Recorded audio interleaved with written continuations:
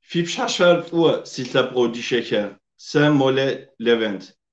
Türkum Ankara Galem Gıbgadeko Psomi Selam Guape Sıkızıvok. Mezitlandere netin hadiyatemi serisi kakamuli pejüzeni memukode netin harbutu giltano. Mukode makodaka makukabaham sukar ya gapsekunu ya guapeşi nah ya guapeşi apşhakke nah ze gapsekunu nu guajaham.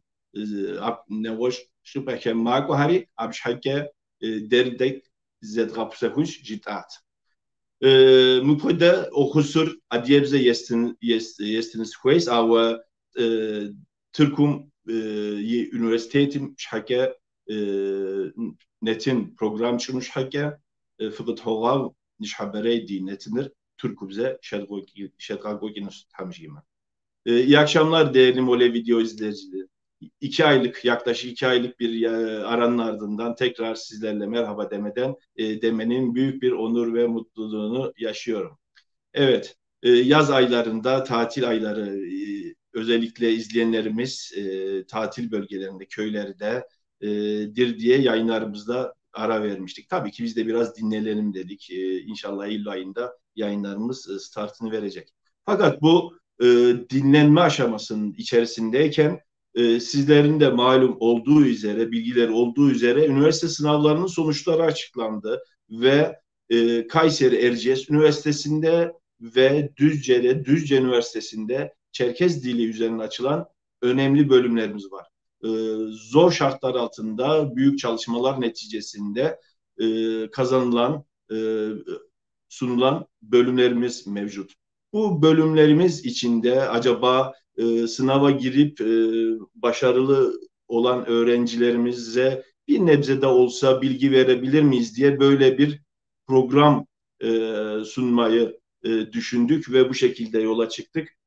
Doğruyu söylemek gerekirse bu programların aslında zaman içerisinde daha önceki periyotlarda yapılmış olması gerekiyordu ki bu anlamda Mole video olarak böyle bir eksiklikte yaptığım için siz değerli izleyenlerimden özür diliyorum. Fakat her zaman dediğim gibi 1-0'dan büyük olduğu için belki bir kişiye faydamız olur diye son saniyede de olsa, Çerkez işi olsa da böyle bir yayın yapmayı uygun gördük ve değerli konuklarımız da sağ olsunlar bizlere katıldılar. Şu hususu da özellikle belirterek yayınımıza konuklarımızı alarak devam etmek istiyorum. Efendim şu anda yayına katılacak arkadaşlarımız, büyüklerimiz, kardeşlerimiz bölümde okuyan veyahut da okuyacak olan kişiler olup zaten şahsımı daha çok tanıyorsunuz. Herhangi bir kurumla veyahut da üniversiteyle vesaire resmi bağım olmadığını, buradaki yanlış acaba hani canlı yayın esnasında yanlış bir şeyler telaffuzlarda kullanırsak bunu yayınımızın altında tekrar düzelteceğimizi, yine en doğru bilgileri kurumlarımızdan, üniversitelerimizden, bu bölümü okuyan arkadaşlarımızdan ve illerde bulunan derneklerden elde edeceğinizin altında önemli şekilde vurgulayarak bu yayının da oluşmasında, daha çok kitleye ulaşmasında katkıda bulunan Ürdün'den değerli dostum Aleş Dart'a da teşekkür ederim. Şu anda Adige ITV'de tekrar orada da canlı yayındayız. Facebook'ta da sayıları bir hayli çok olan Kuzey Kafkasyalar grubumuzda sağ olsun yayınımızı paylaşmak önerimi kabul ettiler. Şu anda aslında bu şekilde 116. canlı yayınımda ilk defa böyle bir denemeyi de yaptığımda belirterek hemen konuklarımı davet etmek istiyorum. Evet. İyi akşamlar değerli konuklarım. İyi akşamlar. Öncelikle gene konuşmayı seven biri olarak 1 dakika sizden müsaade almıştım. Herhalde bir 3-4 dakikayı buldum konuşmam. Bu anlamda kusuruma bakmayınız diyorum. Öncelikle olur ya yayın sonunda unutabilirim. Sorular süratli şekilde gelebilir. O yüzden böyle yayınımıza katıldığınız için, zaman ayırdığınız için teşekkür ederim. Böyle yayınlara cidden biraz katılımcı bulmakta zorluk çekiyoruz. Bu anlamda zaman ayırdınız. tekrar teşekkür ederek yayınımıza hoş geldiniz diyorum efendim. Şöyle yapalım. Şu an ekrandaki sol üst köşeden başlayarak tanışırsak memnun olurum öncelikle. Muhakkak ki Düzce bölgesinde, yaşadığınız bölgelerde tanıyanlar vardır ama tanımayanlar için önce bir tanışarak programımıza başlarsak daha uygun olacağını düşünüyorum. Mesude Hanım, buyurun efendim, söz sizde. Merhaba efendim, hepinize iyi akşamlar diliyorum. Ben Mesude Çetinbaş, Kocaeli, İzmit, Uzuntarla köyündenim. Şapsalım, Tapso sülalesine mensubum. Ben 14 yıldır emekliyim. İzmit Devlet Hastanesi'nde hastane müdür yardımcısı ve personel şefliği yaptım. 32 yıllık memuriyetten sonra 14 yıldır emekliyim. Düzce Üniversitesi'nde yüksek lisansı yaptım. Normalinde işletme mezunuyum. Üzerine 2 yıl yüksek lisansı yaptım. Bu kadar. Memnun oldum Mesude Hanım. Ben de memnun oldum. Evet. Şule Hanım, siz de üniversiteye yeni başvuracak öğrencilerimizin arasında yer alıyorsunuz, yanlış bilmiyorsam. Başvurdum hayırlısıyla, inşallah tutacak. Öyle diyeyim. Ben Şule Arslan, Düzceliyim, Uzun Mustafa'danım. Tuğcu. Akçakoca'da ikamet ediyorum. Direksiyon usta öğreticisiyim aynı zamanda. İsteğim okula girmek. Sonrasını sonra düşüreceğim. Evet, sorularımız bu usta geliyor efendim. Evet, genç kardeşimiz Tuğçe'yi de, merhabalar Tuğçe, hoş geldin tekrar. Seni de tanıyalım lütfen. Merhabalar. Öncelikle herkese iyi akşamlar diliyorum. Ben Tuğçe Canıbek, Uzunyayla, Yağlıpınar, Ceriştey köyündeyim. Kabardeyim. Düzce Üniversitesi'nde Çerkez Dili ve Edebiyatı bölümünün hem lisans hem de yüksek lisans bölümünü bitirdim. Yüksek lisansı şu an bitirdim, hatta bu sene mezun oldum. Bu şekilde. Evet. Evet, sen de diğer konuklarımız gibi hoş geldin diyorum efendim. Şimdi tanıştıktan sonra bu yayın hazırlık aşamasında bir bilgiyi paylaştılar. Bu hususta özellikle Tuğçe, senin zannedersem diyeceklerin olduğunu düşünüyorum. Yayınımıza başlamadan vefat eden genç kardeşlerimiz var Göksu'nda. Onlarla ilgili bir paylaşımda bulunmak istiyordum. O paylaşımda alayım ve hemen sorularımıza geçelim Tuğçe. Öncelikle buna vesile olduğunuz için teşekkür ediyorum.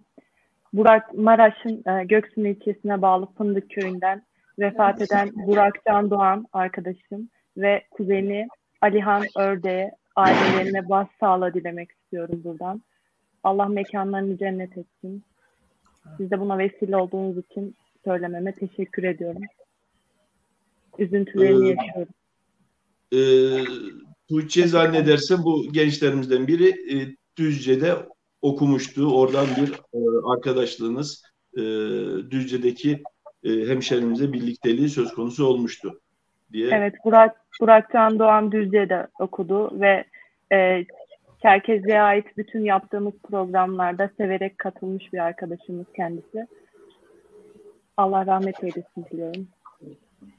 Rabbim mekanların cennet eylesin. Sevenlerine sabırlar diliyorum. Her vefat zordur, acıdır. Fakat gencin vefatı ayrı bir acıdır. Mekanlar cennet olsun. Evet, böyle toplumsal bir mesajı da verdikten sonra hemen bir sorularımıza geçmek istiyorum.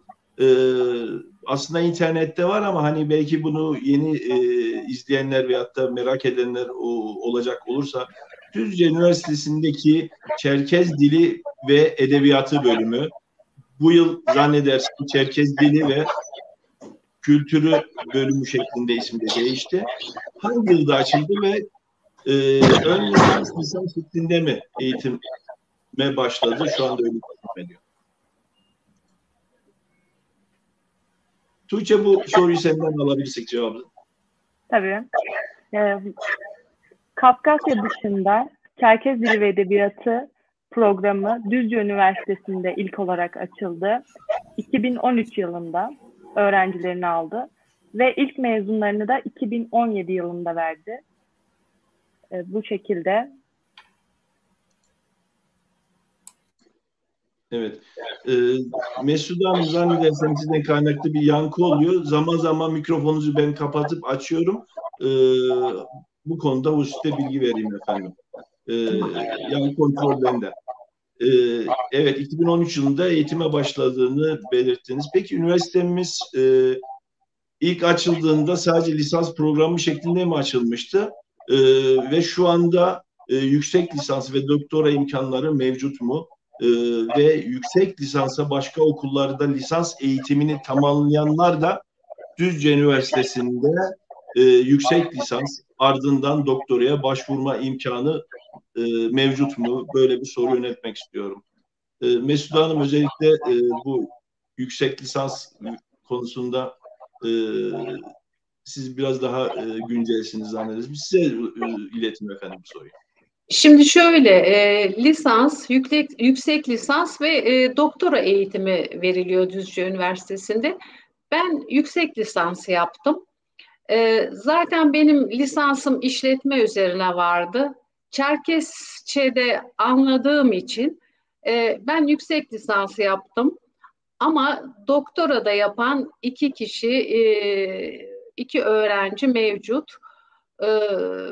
Tabii ki lisans, yüksek lisans ve doktora dalında Düzce Üniversitesi eğitim veriyor.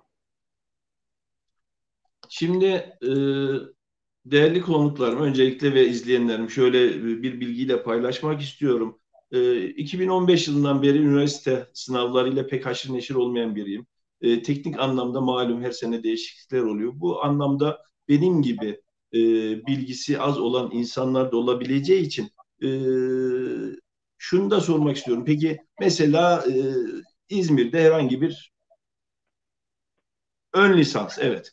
2 yıllık mezun bir kişi. 3. sınıfa şeyden devam edebilirim, bölümümüzden devam edebilirim. Böyle bir imkan var mı teknik olarak? Tuğçe, sana ileteyim bu soruyu. 3. sınıfa olmuş olmuyor. Tekrardan yeni bir lisansa başlaması gerekiyor. O da tabii ki de ikinci bir üniversite olaraktan bölümümüze gelebiliyor. Anladım. 3. sınıftan başlayamıyor. Tamam, yani açık öğretim gibi, açık öğretimde olduğu gibi bir dikey geçiş sınavıyla vesaire girdikten sonra tekrar 3. sınıftan lisans programına geçecek gibi bir uygulama yok yani. Uygulama o şekilde yok. Bir de zaten uygulamaya etik olmaz. Şöyle de etik olmaz. Çerkez dili 1. sınıftan başlaması lazım. Hatta belki hazırlığı bile olması lazımdı.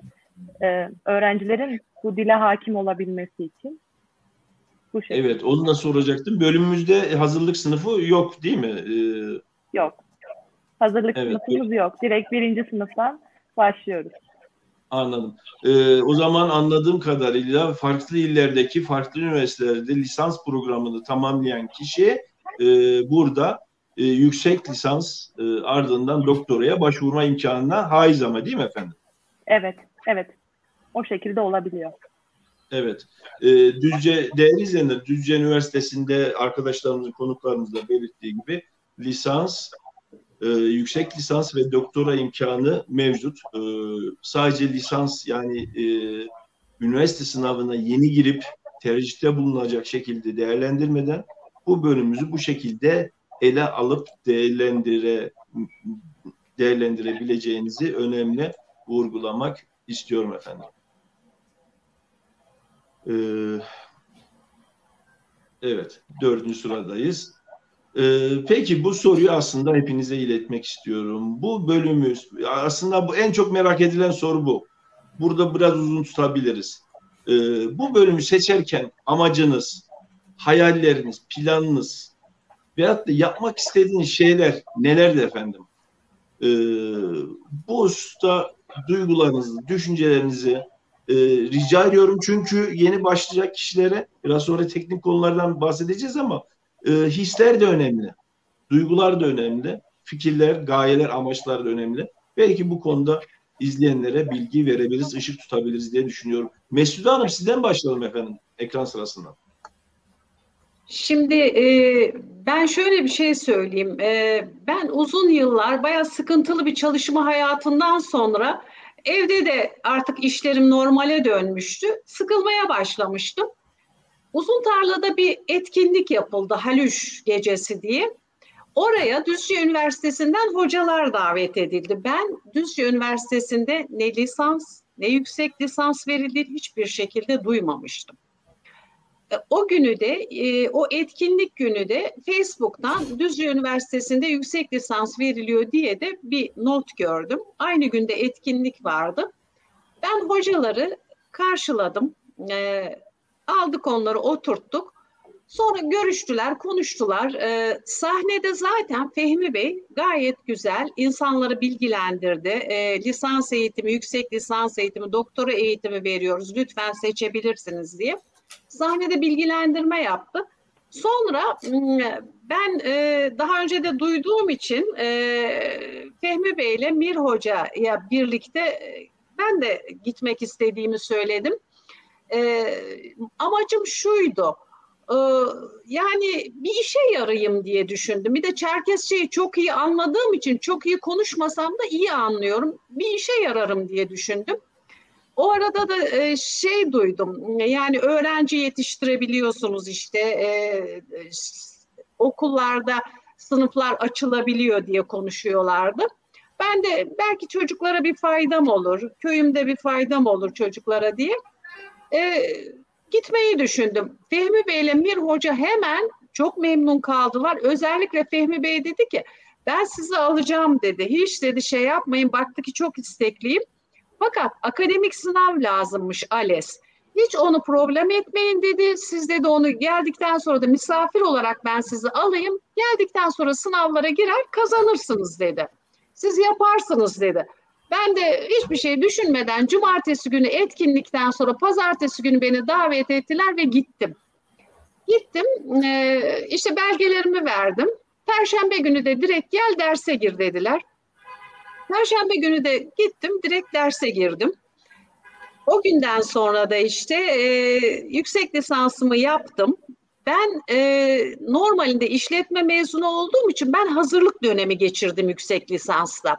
Fakat lisansta okuyanlar sadece 1 yıl okuyorlar.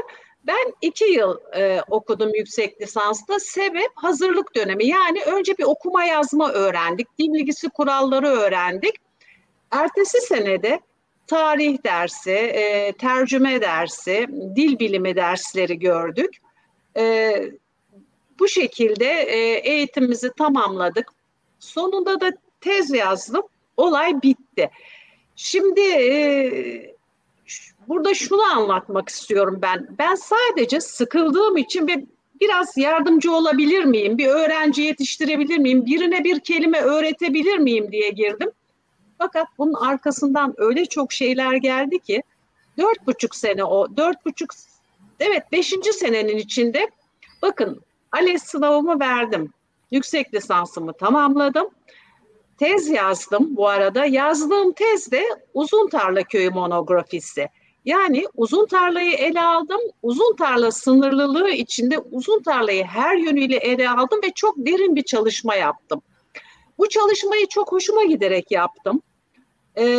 Tabii ki niye? Çünkü atalarımı, burada yaşayanları çok temelden tanıdığım için hem rahat bir şekilde çalıştım, hem çok zevkli bir şekilde çalıştım. Bir de benim yaşımın ve çalışmamın getirmiş olduğu bir tecrübe var. Normalinde bir devlet memuruydum, bir iş hayatım vardı.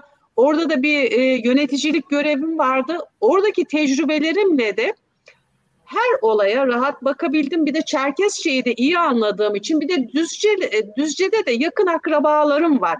Hocaların birçoğunu da tanıyorum. Yani onları da çok öncesinden tanıyordum. Ben çok rahat bir ortamda okudum.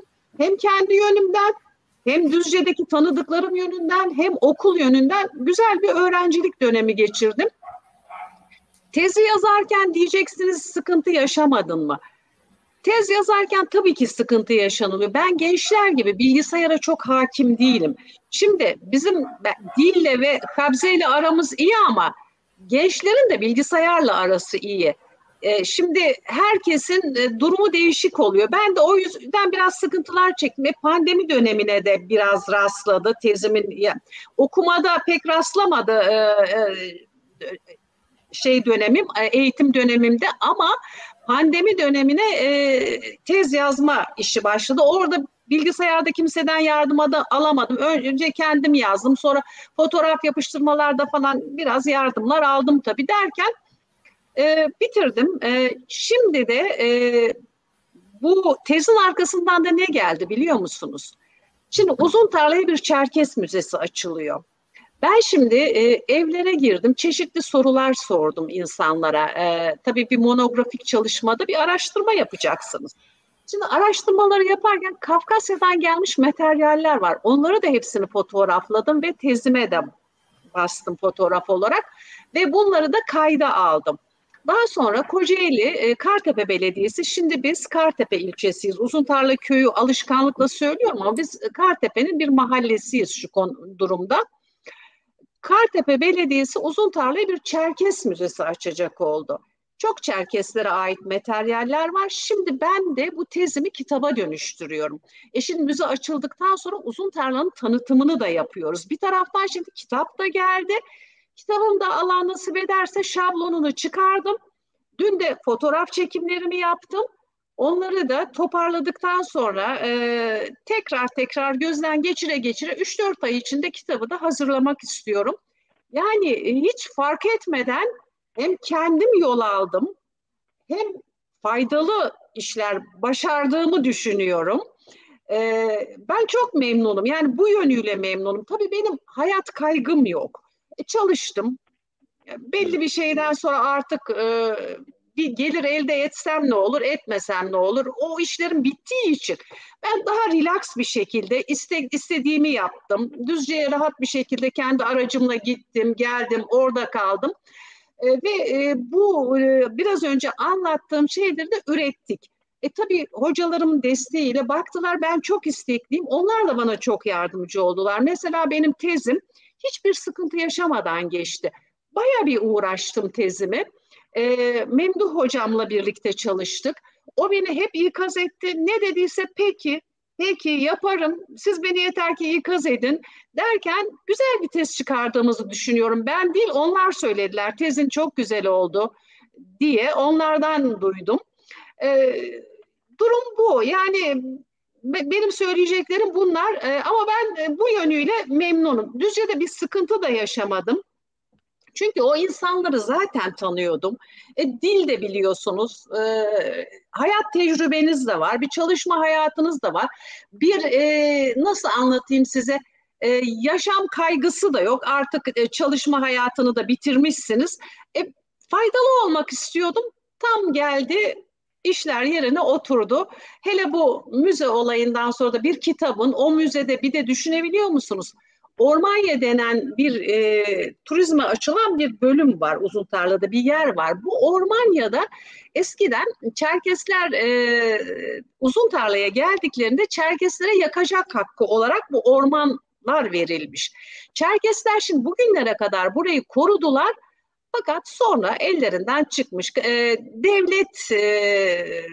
Devlet ormanlara bir takım yasalar çıkararak ormanları kamulaştırmış, devlet ormanı yapmış. Çerkeslerin elinden çıktı ama bunu sonuçta Çerkesler korudu ve şu anda turizme açıldı. Bunları da yazıyorum hepsini.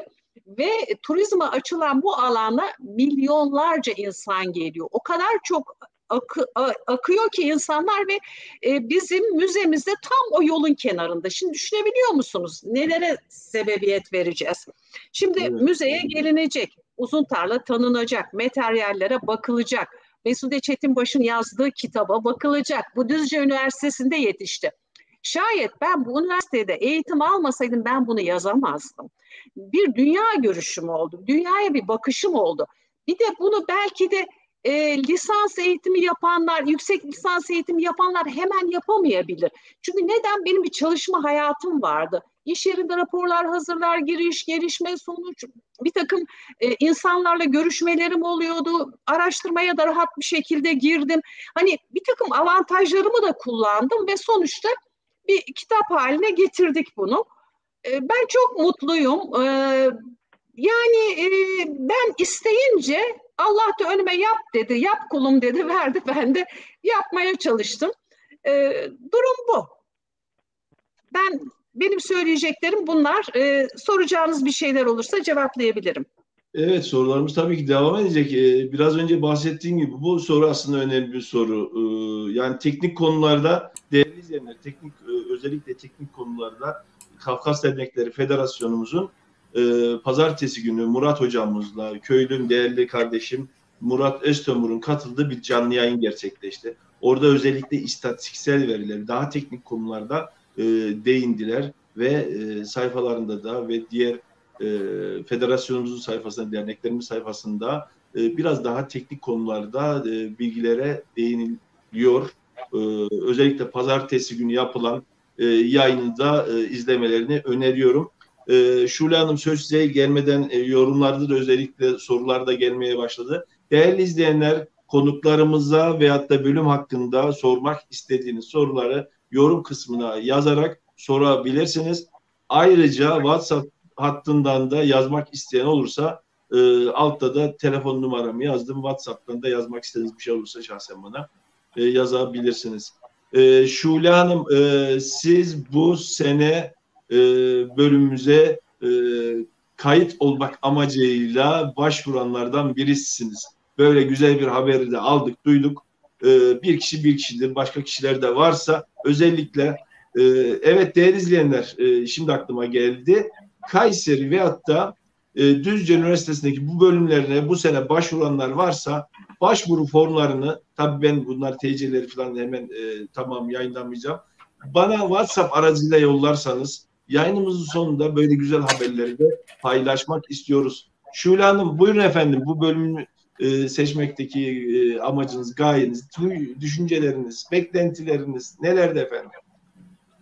Vallahi çocukluğumdan beri evimizde zaten Çerkezce konuşuluyordu ama biz kendimiz çok konuşamadık. Bu hep içimde bir ukdedir. İçimden her şeyi söylesem de dille her şeyi söyleyemiyorum. Bu beni rahatsız ediyor aslında. Lise yıllarında kendi çabamla biraz okumasını öğrenmiştim. Elimde bir sözlükle. Birazcık çözmüştüm. Ama sonra zaman geçti, işte çoluktu, çocuktu, gurbetlik falan, onlar araya girince bu işlerden biraz uzaklaşmıştık. Ama bu sene işte Düzce'de derneğin açtığı kursa gittim. Ondan önce online kursa katıldık biz tam pandemi zamanının başlangıcında. Bir sene öyle gittim. Bir sene de yüz yüze eğitime gittim. Şimdi bunu orada işte arkadaşlar sağ olsun, hocamız Hacer Yıldırım falan hepsi işte sen bu işi yaparsın diye biraz da bana ön ayak oldular sağ olsunlar. Ama her işte bir hayır vardır diyorum. Hiçbir şey sebepsiz olmaz hayatta. O görüşteyim ben. Hiçbir şey de boşa yapılmaz. Yarın bir gün birilerine faydam olacaksa, hani bir kelime öğretebileceksem diye, ileriki zamanlarda ne gösterir bilemiyorum ama şimdilik amacım önce okula girmek. Tercihimi yaptım. İnşallah tutar. Gerçi puanıma göre tutar dediler ama yine de insan ister istemez bir stres yaşıyor şu an. İşin ucunda ne olacağını bilemiyorum sonuç gelmeden. Evet. Yani istiyorum ki ana dilim gibi de konuşayım. Hani içimden söylemeyeyim her şeyi. Biraz da dıştan söyleyeyim istiyorum. O da anca okumayla olur. Daha iyi oluyor. Okuyunca daha iyi telaffuz ediyorsun. Telaffuzun daha düzgün oluyor. Bizde de zaten biraz telaffuz sorunu vardı. Hani söylerken içimden her şeyi söylüyorum ama çıkarken doğru çıkmıyor. O yüzden öyle bir şeyle başladık ama inşallah hayırlısı olur. Yani maksadım ileriyi şu an çok şey yapamıyorum ama ben zaten şu an bir eğitimciyim hali hazırda. Neden bunu bir yukarıya taşımayayım diye düşünüyorum. Bir üniversitede okumak da her zaman içimde kalmış bir ukdedir. ön lisans mezunuyum ama yetmedi. Bir de üniversiteden adım atayım. Açık öğretim okudum ben. Bir de üniversiteye ayak basayım. Benim için bunlar önemli. Öyle diyeyim. Evet. Cidden su gibi anlattınız amacınızı. Yani e, gerek kişisel, yani bir domino etkisi. Ben biraz önce Mesude Hanım'ın anlattıklarından sonra şu cümleyi kuracaktım. Söz kaynadı. Siz anlatınca tekrar domino etkisi yaratıyor. Mesela Mesude Hanım uzun tarlada bir etkinliğe gitti. Orada bir şey duydu. Yani o etkinlikteki o anonsu yapan insan dahi aslında bir domino etkisi yarattı. Gözüyle de bakabiliriz. Ardından e, merak duydu, gitti, başvurdu, okudu, onu yaptı, bunu yaptı derken domino taşları devirdi de devire hala devam ediyor. Yani bu anlamda da gerek kişisel gelişim açısından gerekse e, çevremize faydalı olma, ailemize, çocuklarımıza faydalı olma gibi imkanlar gibi bir de biraz sonra bahsedeceğiz. Diplomalarımız da elbet ki işe yarayacak inşallah. Bu anlamda inşallah stresiniz yersiz bir stres olur. Haberlerinizi de alırız. Birinci sınıftaki kazandığınızı ve üniversitemize başvurduğunuzu, çünkü başvuru konusunda sıkıntılarımız var üniversitelerimize. Bu anlamda iyi haberlerinizi alırız. Evet, aslında yayınımızın en geç olmasına rağmen en deneyimli arkadaşımız Tuğçe Hanım. Lisans ve yüksek lisans bölümünü üniversitemizde, bölümümüzde okumuştu. Evet, Tuğçe, sen Kayseri'de yaşarken hangi amaçlarla, duygularla, düşüncelerle bu üniversiteyi, bu bölümü seçtin? Biraz da genç gözüyle, diğer ablalarımız da genç, özür dilerim. Burada büyük bir pot kırdım. Biraz daha genç gözüyle senin duygularını da almak isterim Tuğçe. Valla o kadar uzun ki aslında. Şöyle başlayayım. Ben o zamanlar... Tuğçe, bir saniye, sesin gelmiyor. Sesin gelmiyor, bir saniye Tuğçe. Biz duyuyoruz ama ben duyuyorum. Öyle mi? Tamam, o zaman benim internette sorun olur. Devam ederiz. Sıkıntı sende abi. Başlıyorum. O kadar uzun ki aslında biz böyle bizim aileden, abim benim oradaydı, Rusya'daydı. Konuşuluyordu hep. Ben daha üniversite tercihi falan yapmadan önce gideceğimiz, hani orada Rusya'ya, ana vatana, yaşama ihtimallerinizden falan konuşurken ben dedim ki ya ben nasıl olacak? Ailemin hepsi konuşuyor, annem babam konuşuyor ama ben Türkçe cevap veriyordum evde. Konuşamıyordum, anlıyordum fakat dedim ki ben ne yapacağım yani, gittiğim yerlerde Çerkezce konuşamayacağım, insanları sadece anlayacağım, onlar beni anlamayacaklar. Bu benim kafamda büyük bir soru işaretiydi o zamanlar. Yattığım zaman falan düşünüyordum yani, kara kara nasıl olacak, ben insanlarla iletişim kuramayacak mıyım diye. Evdekiler bana diyordu ki evdekiler bana söylüyordu konuş, neden konuşmuyorsun diye, bizimle konuş falan. Ama ben başladığım zaman onlar seri konuştukları için ben kendimi kötü hissediyordum, evde konuşmuyordum. Sonra tercih zamanı geldi. Ben başka istediğim bir bölümün sıralaması tutmayacağını düşündüğüm için dedim ki ya benim bir hedefim var, böyle de bir bölüm var. Sonra bana dediler ki ya Kayseri'de de açılır, bekle, hani sen başka bölüme hazırlan, tekrar daha sonra oraya açıldığında orayı da okursun falan. Ama ben dedim ki o zaman iş işten geçebilir, bu sefer hiç konuşamam. Kafama takılıyordu yani. İstediğimi o an yapmalıydım ve tercihte de yazdım yani. İlk sıraya yazdım. Geldi. Sonra ben Düzce'ye geldim. Düzce'ye geldim ama ben Kabardey diyalekti olarak her şeyi düşündüğüm için o zaman bilmiyorum. Geldiğimde farklı bir diyalekti de konuşulduğunu. Daha sonrasında dedim ben bunu anlamıyorum galiba. Zamanla yavaş yavaş o diyalektiyi de anlamaya başladım. Daha sonra yazmaya başladım. Çorap söküğü gibi ya hepsi. Daha sonra okumaya başladım. Derken benim hoşuma gitmeye başladı. Bir şeyleri başarabildiğimi görmek. Bu sefer yarış içerisindeydik. Okuma, yazma, sınavlar. Hepsi benim için güzel tecrübeler oldu. Eve gittiğimde sadece ailemi değil, Hatkoy bir aileyi de anlamaya başladım aynı zamanda. Önceden anlamıyordum. Daha sonrasında bunların hepsi dediğim gibi bende güzel duygular oluşturmaya başladı. Lisans programıma devam ettim. Aynı zamanda şöyle tepkiler alıyordum ki hala da aldığım oluyor çevreden. Ailem her zaman destektimdi. Zaten onlar vesilesiyle de geldim.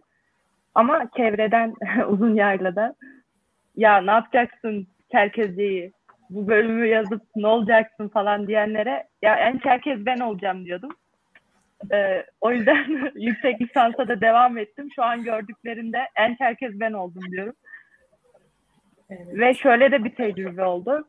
İşte biz geçenlerde Anavatan'dan gelin aldık. Abim oradan evlendi. Neyse Türkiye'de de düğün yaptığımız zaman işte bir anda beni tercüman tuttular. Çünkü baktılar ki %50 kısmını Çerkezce konuşuyorlarmış aslında. %50'sini Türkçe katarak konuşuyorlarmış. Dediler ki bu iş olmuyor. Tercümanımız sensin. Ben de dedim ki işte bu bölümü o yüzden okudum. Böyle de anılarımda oluyor. Uzattım mı bilmiyorum ama. Evet, Tuğçe, sen de hayatın içinden örneklerle güzel şekilde anlattın, özetledin aslında. Yüksek lisansı da söyleyebilir miyim? Onu tabii. Akademisyenlik anlamında açıkçası şu anki hedefimde sadece hani Çerkezce'yi konuşayım, oradakilerle iletişimin dışında evet bir akademisyenlik hayalimde olduğu için yüksek yapmak istedim. Bir işe başladım.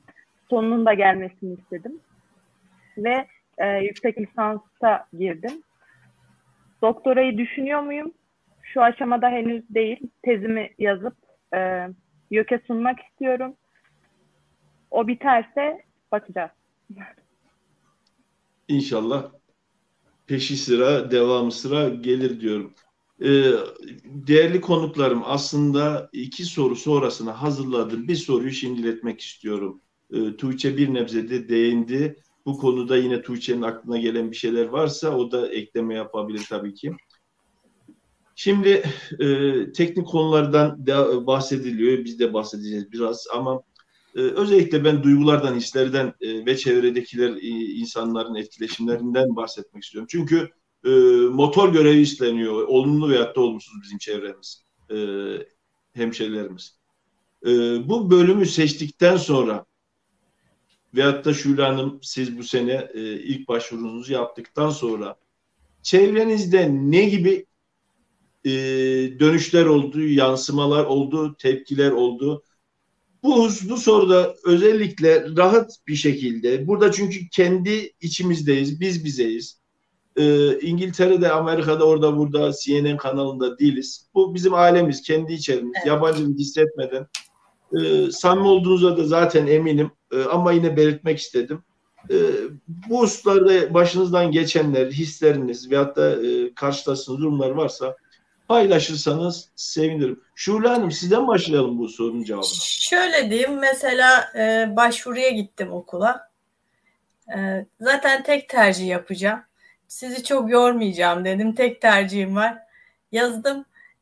İlk önce niye bölücülük yapıyorsunuz dedi. Abartmayın dedim ya. Bunun bölücülükle ne alakası var? Ben dedim dilimi öğrenmek istiyorum. Dilimi konuşmak istiyorum. Konuşana da saygı duyuyorum. Hoş. Mesela bizim Düzce çevresinde bir sürü dil konuşulur. Gürcüce, Lazca, işte Çerkezce, Abazaca. Herkes İngilizce, Almanca, Fransızca konuşacak diye bir şey yok. Hani onlar nasıl öğreniliyorsa bizim dilimiz de gayet rahat öğrenilebilir. Bir yerde işte Tuğçe'nin dediği gibi bir yerde lazım olabilir. Ki bize zaten lazım bir şey. Bizim büyüklerimiz de biz de şimdi kursa gittiğimiz zaman anladık hani onların çok farklı konuştuğunu. Şimdi herkes konuşuyor ama biz de mesela şimdi o kursa gidince anladık değişik konuşulduğunu, bazı şeylerin farklı olduğunu. Bunları öğrenmek de güzel. Hani yerleştirmek de güzel. Bunları öğretebilmek daha güzel bence. İnşallah o günleri de görürüz. Hani şimdi bir okula diyoruz ki mesela biz kursta çok bahsettik bundan. İşte çocuklara öğretelim. Ama nasıl öğreteceksin? Öğretmen olmadan, öğretici olmadan. Hani çocukları bir araya topluyorsun ama oraya gönderecek eğitimcin olmadığı sürece nasıl öğreteceksin bunları? Çocuklar nasıl öğrenecek? Belki biz de bu aşamada her ne kadar bize işte yaşımız geçti deseler de bu eğitim işinde yaşlı başlı olmuyor. Çok üniversitelerde hocalarımız, şeylerimiz gayet bizim yaşlarımızda daha da büyük yer alabiliyor. Orada alıyorsa neden burada almasın? Neticede bir şeye başlamak önemlidir. Bu yolda yürümek önemlidir bence. İnşallah şimdi ilerisini çok görmüyorum. Hani önce yap sonra söyle mantığında olduğum için şimdiden bir şey diyemiyorum. Mesude Hanım'ın dediği gibi hani zaman ne gösterir, bizi nereye götürür ya da Tuğçe'nin dediği gibi nereye varırız, ne yaparız onu şimdiden ben bir şey diyemem. Ama inşallah girerim ve devam ederim, okuyabilirim de. Biraz baştan yaptık biz zaten. Kursa gittik, online olsun, işte dernek bünyesinde olsun. Gittik, biraz eğitimimizi aldık. Güzel de geçti bizim için. Eğitimin her dalı güzeldir bence. O yüzden ben mutluyum aslında kendi ve kimseye de kulak takmam bir şey yapacaksam zaten. Kim ne derse desin umurumda değil. Yaşım başım hiç umurumda değil. Özellikle bizim içimizde bir ukde var. Bizi zamanında göndermediler. Biz de şimdi yapıyoruz. Bu kadar basit yani. Evet, teşekkür ederim. Mesude Hanım, bir saniye sesinizi açıyorum. Açtım efendim, buyurun. Benim bu bölüme devam konusunda herkes çok uygun gördü. Hiç kimse bir şey demedi. Sana çok yakışır, çok yakışır, çok iyi ettin, ne yapacaktın, değerlendirdin vaktini de, insanlara yararlı oluyorsun. Hep bu şekilde sözler duydum. Ben hiçbir aksi bir ne davranış ne söz duydum. Herkesten destek gördüm. Bir de tabii ki bu şeyden sonra ben bu okulu bitirdikten sonra mesela velilerden Mesude abla ya çocuklara sınıf açalım da mesela biz veliler söyleyelim de sınıf açılsın diye okula bile gitmişler. Önce benden onay aldılar. Tabii olur veririm hay hay dedim. Yani bir şeyler bir şeyleri doğuruyor.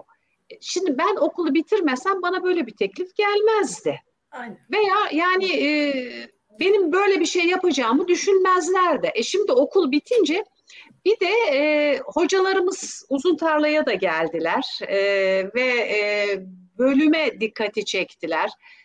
Sınıflar açın dediler. Dernekte bunu konuştular. Bu da etrafta yayıldığı için herhalde böyle bir şey düşünmüş olacaklar ki inşallah şimdi Ağustos ayında galiba kayıtlar olacak. Ortaokula başlama sürecinde çocukları alıyoruz ilk bu derslere. Sanıyorum bu şekilde bir 10-15 tane çocuk bulacağız. Şu anda 9 tane var dediler. Çerkes olan da var, olmayan da var. Artık fark etmez zaten bizim için. Hiç değişmez. Eğer açarlarsa dersi de öğretmeye çalışacağım. Edgabze öğretmeye çalışacağım. Ben şöyle bir şey de ilave etmek istiyorum. Şimdi ben Çerkesçeyi çok iyi anlıyordum ama denilen hiçbir şeyi kaçırmıyordum ama şimdi Çerkesçeyi konuşabilmeye başladım. Yani çok akıcı olmasa da yine konuşmaya başladım. Çok güzel bir şekilde konuşamıyorum ama akıcı konuşuyorum yine de yani. Söyleyeceklerim bunlar. Evet efendim. Tuğçe, bu hususta sen biraz önce biraz belirttin ama eklemek istediğin hususlar var mıdır acaba?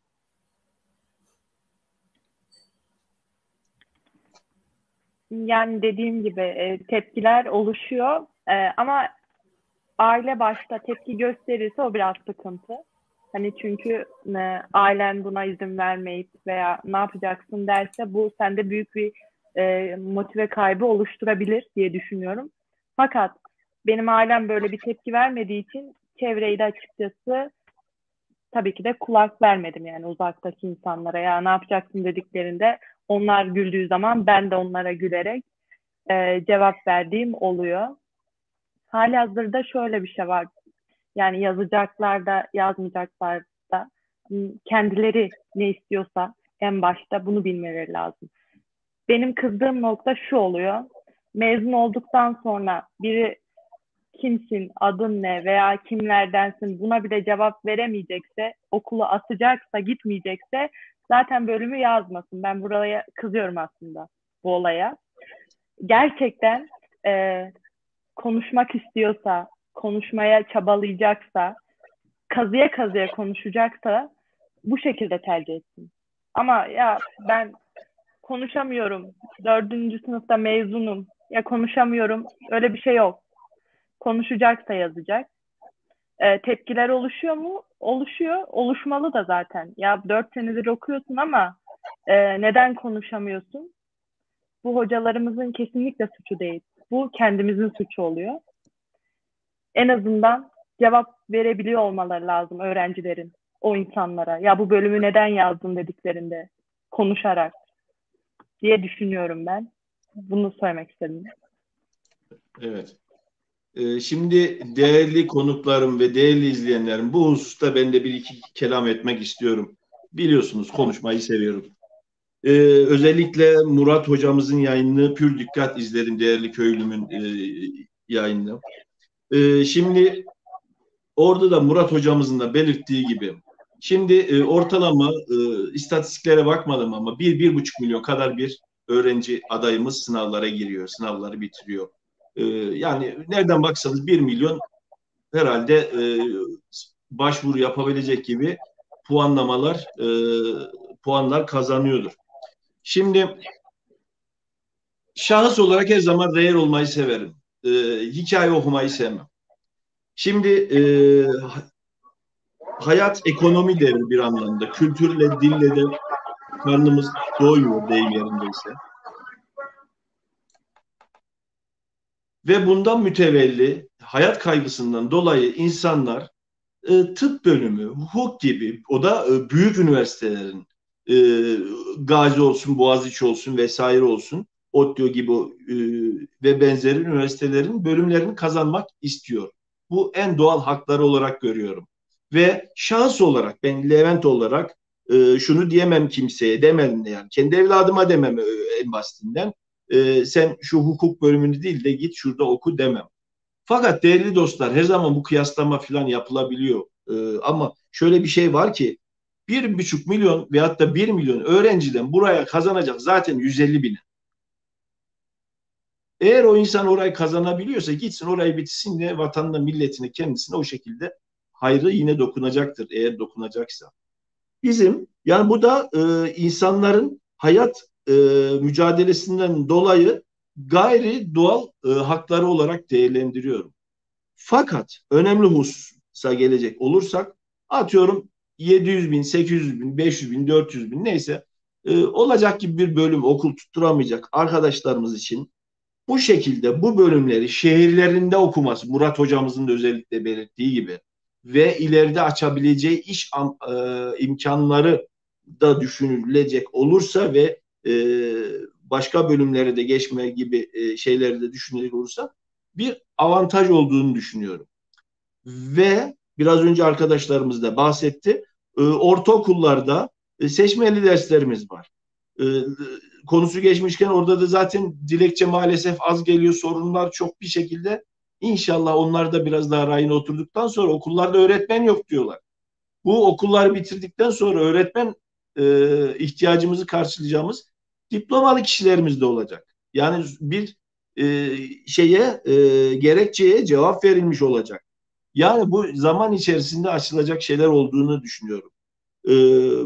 Bunun gibi sebeplerden dolayı bu bölümün seçilmesi gerektiğine ben de canı gönülden inanıyorum. Doğruyu söylemek gerekir. Zaten bu ustada sorular geliyor. Biraz sonra onları paylaşacağım.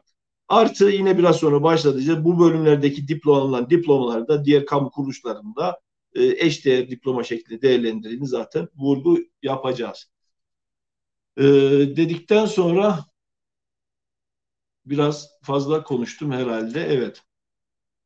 Peki şunu sormak istiyorum. Bu bölümü seçmek isteyenler merak ediyor olabilir. Bu bölüm hangi puan türünden öğrenci alıyor?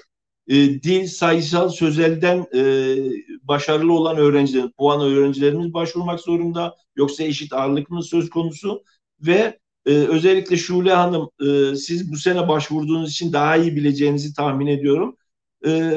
Biraz önce 1 milyon gibi rakamlar telaffuz ettim ama başarılı sıralamasında kaç yüz binlere veyahut da kaçlara giren öğrenciler burayı tercih ederse sorun yaşamadan kazanılır diye tahmin ediyorsunuz en azından. Veyahut da böyle bir istatistik var mı değerli konuklarım sizin bildiğiniz? Sözelle alıyor. Sözel olarak giriyorsun. Şöyle diyeyim, çok yüzdeliğini ben bilmiyorum ama geçen sene 211 ile almış okul, en düşüğü. Yanlış bilmiyorsam. Benim de fazla mesela, onun için hani kazanırım diye şey yapıyorlar da ben yine de hani bir açık kapı bırakayım diyorum, ne olur ne olmaz. Bilemiyorum yine. Öyle diyeyim ama yüzdesini çok pek o şeyden anlamıyorum açıkçası, yüzdelerden. Biz eski sistemden geldiğimiz için. Evet. Evet. Biz puan usulü anlıyorum mesela. Puanım var, ona yetiyor, yazdım. Fazla yetiyor ama yüzdelikte kaybeder mi kaybetmez mi onu bilemiyorum. Evet. Bu konu da özellikle önemli konu olduğu için biraz daha hakim olanlar varsa not düşerse onu da paylaşayım efendim. Peki Tuğçe, sen bu konuda bir ekleyeceğin bir şey var mı acaba? Benim puan konusunda yok ekleyeceğim bir şey. Daha sonra başka şeylere eklemek istediğim konular var. Eğer vakit kalırsa. Evet. Yani sözel puan türünden alıyor bölümümüz. Evet. Sözel puan türünden alıyor. Kayseri sanırım ilk sene dil puanıyla alıyor diye mi hatırlıyorum, bilmiyorum, yanlış mı hatırlıyorum. İzleyenler de doğrusunu yazarlar diye düşünüyorum. Dil puanıyla aldı, o sıkıntı olduğu için o da sözele döndürdü diye biliyorum. Sözelle alıyor. Sözel diye yazıyor çünkü listede. Liste var elimde. Sözelle alıyor. Sözel puanıyla. Bizim Düzce Üniversitesi ama hep sözelle aldı. Evet. Evet. Evet. Biraz önce de bahsettiğim üzere pazartesi günü yayınlanan programda Murat Hocam burada özellikle hatta bir rakam telaffuz, yani 700 binler, 800 binlerdeki insanlar, kişiler dahi başvurulabilir. Biraz önce benim de örnek verdiğim gibi başka uzak şehirlerde günümüz şartlarında biraz daha nasıl diyeyim, yalnız cümle kullanmayayım, diploma değeri veyahut da karşılığı biraz daha az olan, çok daha az olan bölümlerde okumaktansa bu bölümlerin çok daha avantaj getirebileceğini kendisi bahsetmişti. Orada da daha teknik. Dinliyorum, evet. Burada değinmek istediğim, yani buraya bağlamak istediğim bir konu var. Benim hani katılmadığım sadece. Şimdi hani herkes bölümü yazsın fakat gelmeden, hani 3 gün gelmeyip bir gün arada uğradığında üniversitemizde şöyle bir sıkıntılar oluşabiliyor bu sefer de. Hani bizim öğrenci olarak yaşadığımız ve hocalarımızın yaşadığı problemler. Ya öğrenci yazıyor orayı, geliyor, derslere katılmıyor. Diğer katılan öğrencinin motivasyonu bozuluyor. Ben geliyorum, o gelmiyor. Problemleri yaşanıyor. Bu sefer iş not kısmına geldiği zaman öğrenci diyor ki ya ben de geçeyim ne olur diyor gelmeyen öğrenci. Yazdım bölümü, geldim diyor. Yani böyle bir hakkının olduğunu düşünüyor. Diğer her gün gelen öğrenci de ya nasıl o geçiyor diye bu sefer sıkıntılar oluşabiliyor. Yani bence herkes gelmeyen de yazsın, gelen de yazsından ziyade herkes gelsin, derslere katılsın istiyorum açıkçası. Evet. Yani çünkü bu bölüm böyle de kaybolacak. Ben yazıyorum ama gelmesem de o bölüm kalır. o bölüm ayakta durur diye bir şey yok kesinlikle. Gelmiyorsanız o bölümün oradaki öğrencileri de motivasyonunu kaybederek, onlar da sizden etkilenerek zamanla gelmemeye başlıyor ve asıl o zaman kayıplar oluşuyor. Evet. Biraz önce şu şeyi de özellikle eklemeliyim. Özellikle gelen olumsuz karşılıkların içerisinde şu da var. Şöyle bir şey daha var değerli izleyenlerim. Malum Erciyes Üniversitesi'nde ve Düzce Üniversitesi'nde aslında yaş ortalamasının yüksek olduğunu görüyoruz. Bu konuda eleştiriler ve hatta zaman zaman boş konuşanlar diyeyim şahsım adına olabilse de tabii haklı güzel eleştiriler de muhakkak ki öğrencilerimize geliyordur. Şöyle bir önemli bir husus var değerli dostlar. Bugün bunu özellikle belirtmek istiyorum. Şunu diyebiliriz. Burada dediğim gibi biz bizeyiz. Yaşımız ileri olabilir, büyük olabilir. Genç yaşta mesela Tuğçe kardeşimiz gibi olmayabiliriz. Fakat şöyle bir sıkıntımız var değerli konuklar. Bölümlerimizi seçen insanlar az olduğunda bu bölümler bir kişi, iki kişinin başvurmasıyla kapanmakla yüzde kalabilir. Kalır yani, biliri boş verin kalır. Bunu devlet de kapatır. Siz olsanız siz de kapatırsınız. 2-3 sene hak verdim. İstemiyorsanız ben ne yapayım der kapatır. Hiç değilse bu tip meslek sahibi veyahut da ileri sahibi, geçim derdi, diploma derdi biraz daha az olan insanların en azından bu anlamda katkı sunması amacıyla bu bölümleri seçmeleri gerekiyor. Biraz dutuk atar siyasetçiler gibi konuştum ama bu önemli bir husus. Altını çizerek belirtmemiz gereken bir husus olduğu için en azından hiçbir şeye faydanız olmazsa değerli izleyenlerim, sayı artar. Tuğçe'nin dediği gibi derslerde katılırsınız. Bir iki kelime öğrenirsiniz. Kendinize hiçbir faydanız olmasa da bu bölümün idamesi anlamında, değirmenin biraz daha yerine oturup dönmesi anlamında su taşımış olursunuz diye düşünüyorum. Bilmiyorum, yanlış düşünüyorsam lütfen beni de uyarın sevgili dostlar. Peki bu soru aslında önemli soru ama hızlı geçeceğiz. Düzce'ye şehir dışından gelen, gelmek isteyen olursa bu bölüm şehir merkezinde mi? Efendime söyleyeyim. Minibüs çalışır mı? Belediye otobüsü çalışır mı? Okulumuzun, bölümümüzün olduğu yerde lojistik imkanlar var mı? Yemekhane, kantin vesaire öğrencilerin sosyal ve fiziki ihtiyaçlarını gidecekleri yerler var mı? Ve mesela Düzce'mizde okula giderken minibüs kaç lira, belediye otobüsü öğrencilerde kaç lira? Yani en azından böyle bir ekonomik bir veriyi de paylaşmak istiyorum. Dediğim gibi başka illerden Düzce'ye gelip birebir okumak isteyenler de olacaktır. Bu anlamda Düzce Derneğimiz ve Düzce'de yaşayan hemşehrilerimize geniş bilgi verecektir ama bu konuda önemli bulduğum için hemen iletmek istiyorum. Kim cevaplamak isteriz? Mesela Tuğçe Hanım sizden alalım bunun cevabını. Tabii. Sesim geliyor değil mi? Evet. Düzce merkezde 25 dakika uzaklık, Konuralp'te. Biraz tepede. Fakat ulaşımı hiç de sıkıntı değil, merkeze çok yakın. 25 dakikadan bahsediyorum. Belki sürüyor, belki sürmüyor otobüsle. Şu an öğrenci bileti, yani Akbil'den bahsediyorum.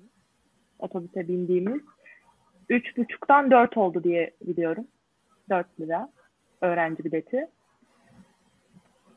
Fakat Kayseri Düzce mesela, o bileti de paylaşmak isterim. Şu an 370 lira oldu sanırım Kayseri Düzce.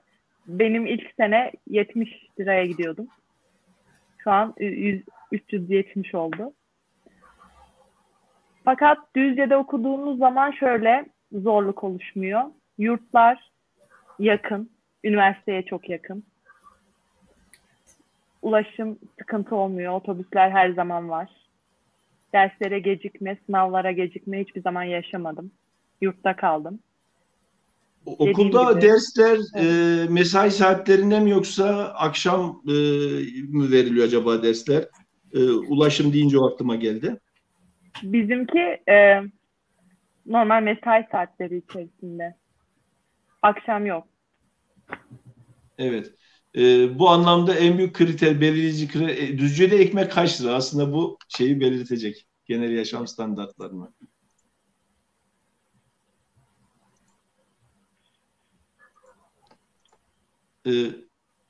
Ses gelmedi, pardon.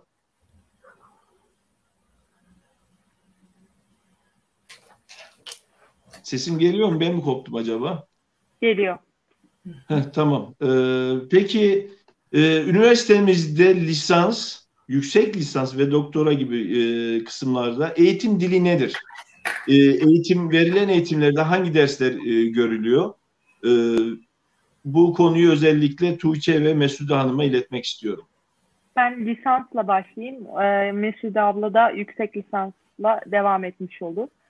Lisansta eğitim dilimiz şöyle mecburi, her lisansta da var diye biliyorum ben.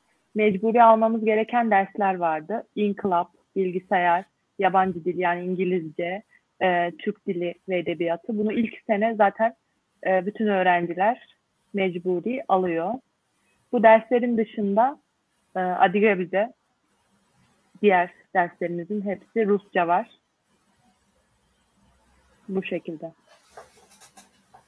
İkinci sınıftan itibaren Rusça ve Adiga bize olmak üzere derslerimiz. Evet. Mesude Hanım, siz de bu konuya bir ekleme yapacaksınız zannedersem. Sesi kapalı. Açtım efendim.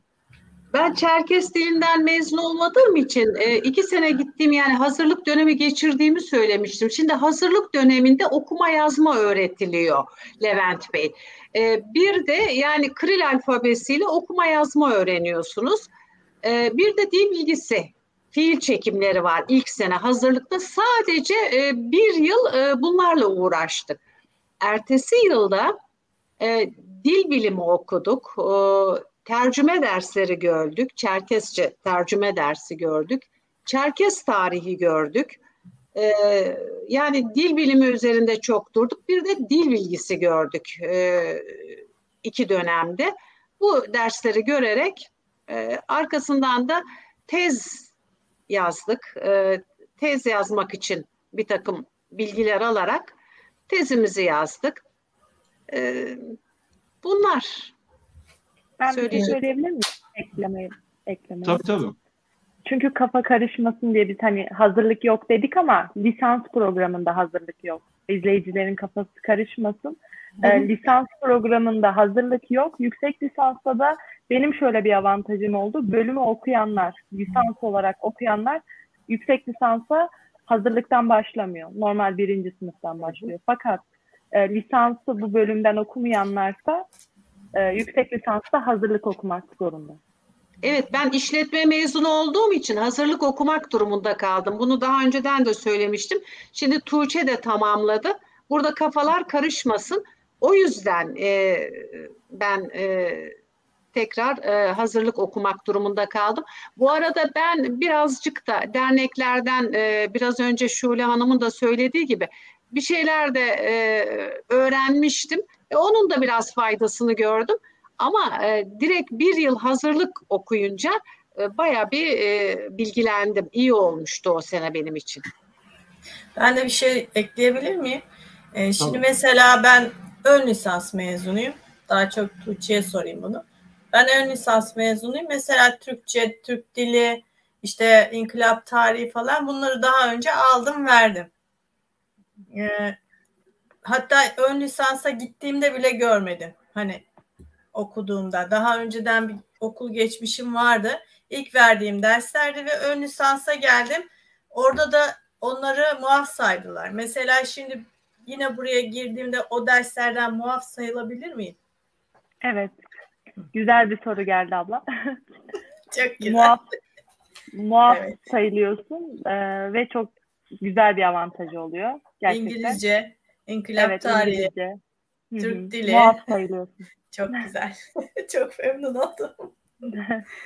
Evet. Şimdi yani değerli izleyenlerim, soruyu doğurdu. Böyle evet. Spontane bir bilgide edinmiş olduk. Güzel oldu Şule Hanım.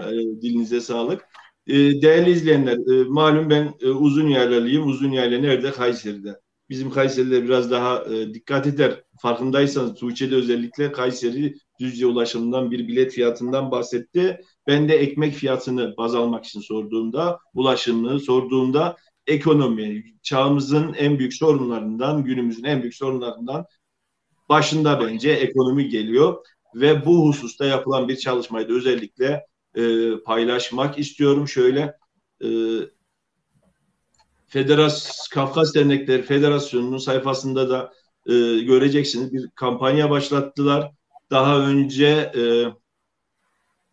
Anavatan'da, Kafkasya'da okuyan öğrencilerimiz için başlatılan burs girişimini, çalışmasını bu bölümlerde de okuyan öğrencilerimiz için aktif hale, faal hale getirebilmek, buralara başka illerden veyahut da bu bölüm okuyacak öğrencilerimizin de ekonomik anlamdaki soru işaretlerine, zorluklarına bir nebze de olsun su damlatabilmesi amacıyla bir kampanya başlattı. Mevcut bir kampanyayı biraz daha geliştirdi. Böyle bir kampanya söz konusu. Kafkas Dernekleri Federasyonu sayfasında da bu kampanyayı da okuyup katkıda bulunmak isteyenlerin olursa memnun olurum. Ayrıca yine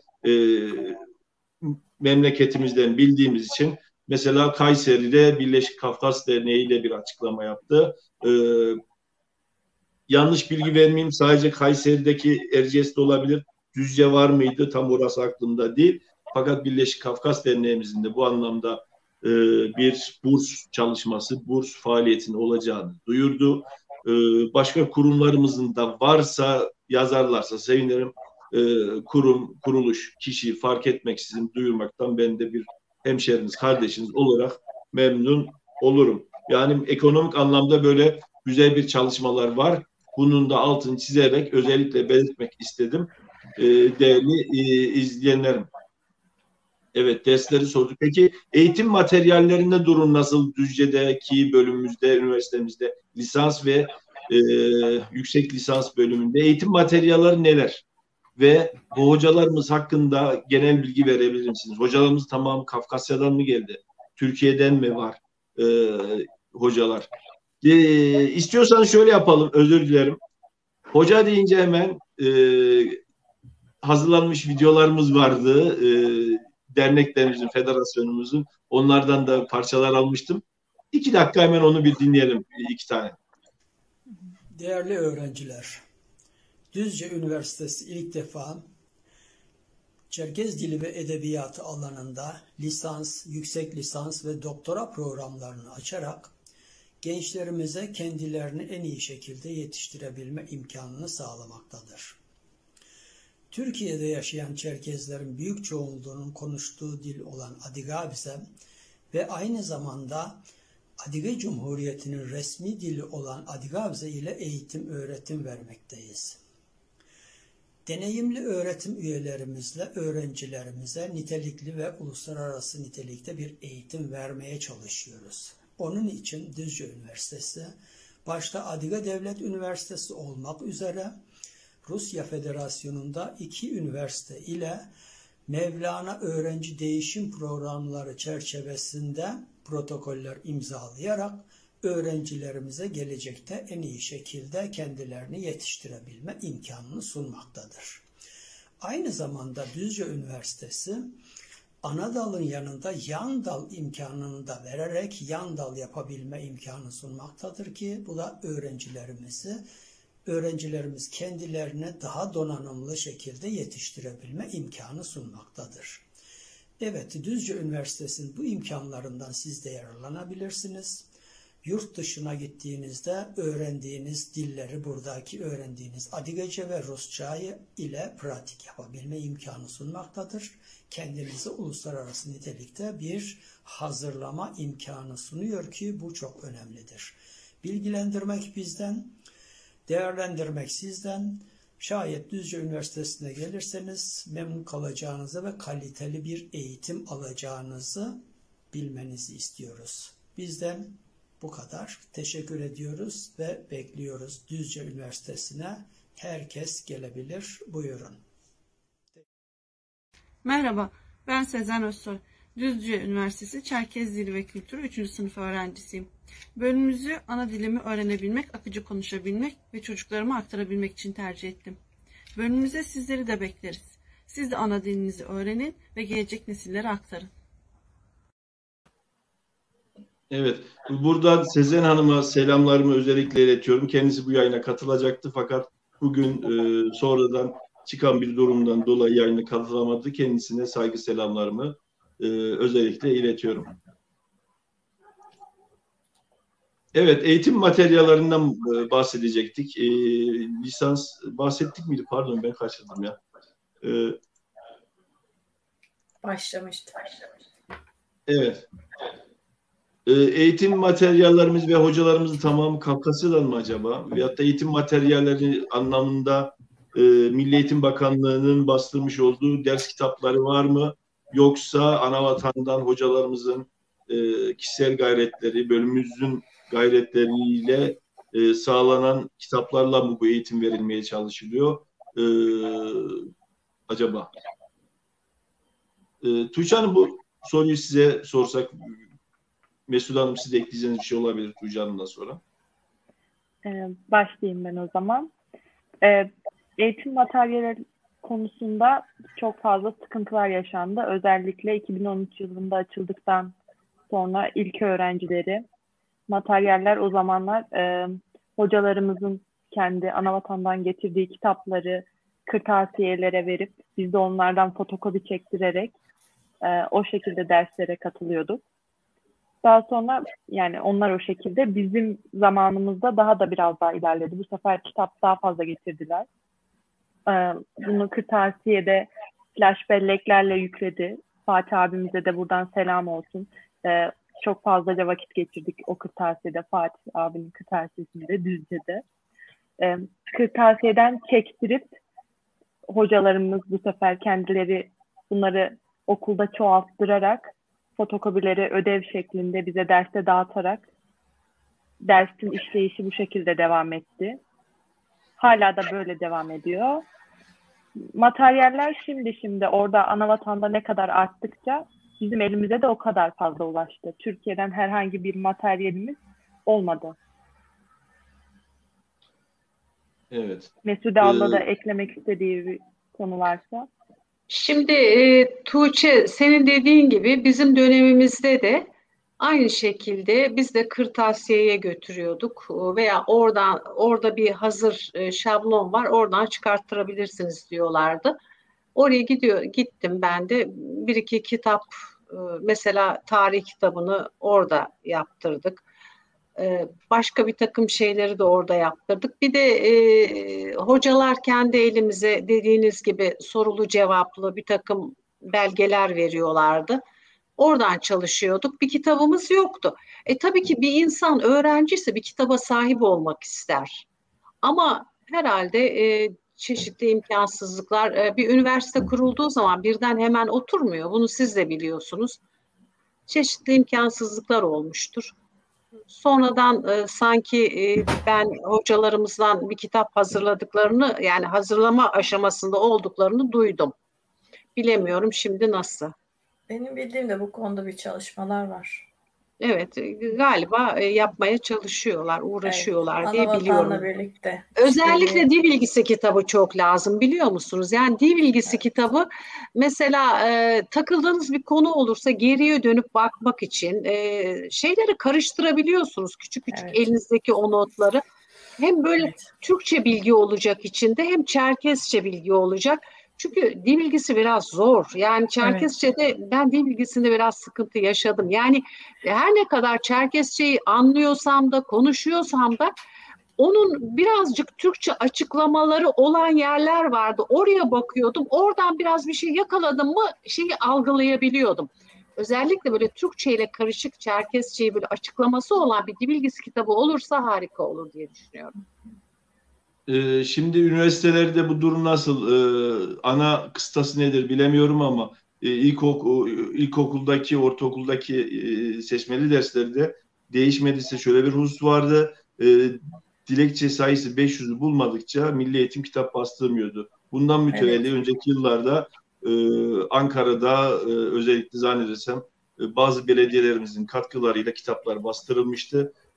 Ardından Milli Eğitim Bakanlığı da kitapları bastırmıştı. Bir 500 rakamı istiyordu milletvekili. Milli Eğitim. Değişti bilmiyorum. Yanlış bilgi vermeyeyim. Evet, yani dünyanın bütün olgularında olduğu gibi talep olacak ki arz olacak. Bir iki öğrenciyi herhalde Milli Eğitim Bakanlığı da yani basar, devletin parası mı yok, matbaası mı yok, basmalı. O konu ayrı bir mesele ama zannedersem o konuda da bazı kıstaslar olabilir, vardır demiyorum, olabilir diyorum. Şöyle hemen seyircilerimizden gelen sorular da kaçırmamak için ortak sorular da geliyor. Mesela Mehmet Yıldız bu konularda çok programlar yapılmalıdır diye belirtmiş, görüşlerini devam ettirmiş. Yapılmalıdır. Kişi, kuruş, kurum fark etmeksizin bu hepimizin problemi, yapılmalıdır. İrfan Bahadır Bey sormuş. Bu husustaki bir sorumuz da vardı. Burada denk gelince özellikle iletmek istedim. İyi akşamlar. Şehir dışında yaşayanlar için uzaktan yüksek lisans yapma imkanı var mı? Kaç krediyle yüksek lisans tamamlanıyor? Müfredattan bahsedebilir misiniz diye sormuş. Tuğçe Mesude Hanım, hanginiz? Şimdi Tuğçe, önce sen istersen bir cevapla. Arkadan ben yüksek lisansla ilgili fikrimi söyleyeyim. Zaten yüksek lisans demiş galiba. Uzaktan yüksek lisans yüksek lisans mı demiş? Şöyle, şimdi bakın yani benim fikrim bu ama bilemiyorum. Şimdi dil konusuna gelince yani karşılıklı konuşarak bile zor yaptığınız bir şeyi yani uzaktan eğitim bence zor olur yüksek lisansta. Ben öyle düşünüyorum. Karşılıklı iletişimle daha güzel oluyor. Ama yapılabilir mi? Bir imkanlar var mı? Buna kolaylık sağlanır mı? Bunu karşı tarafa hemen nasıl algılatırsınız uzaktan? Onu bilemiyorum. O eğitimcilerin işi. Ama yüz yüze, canlı canlı dili karşılıklı konuşa sorarak cevaplayarak daha iyi olur diye düşünüyorum.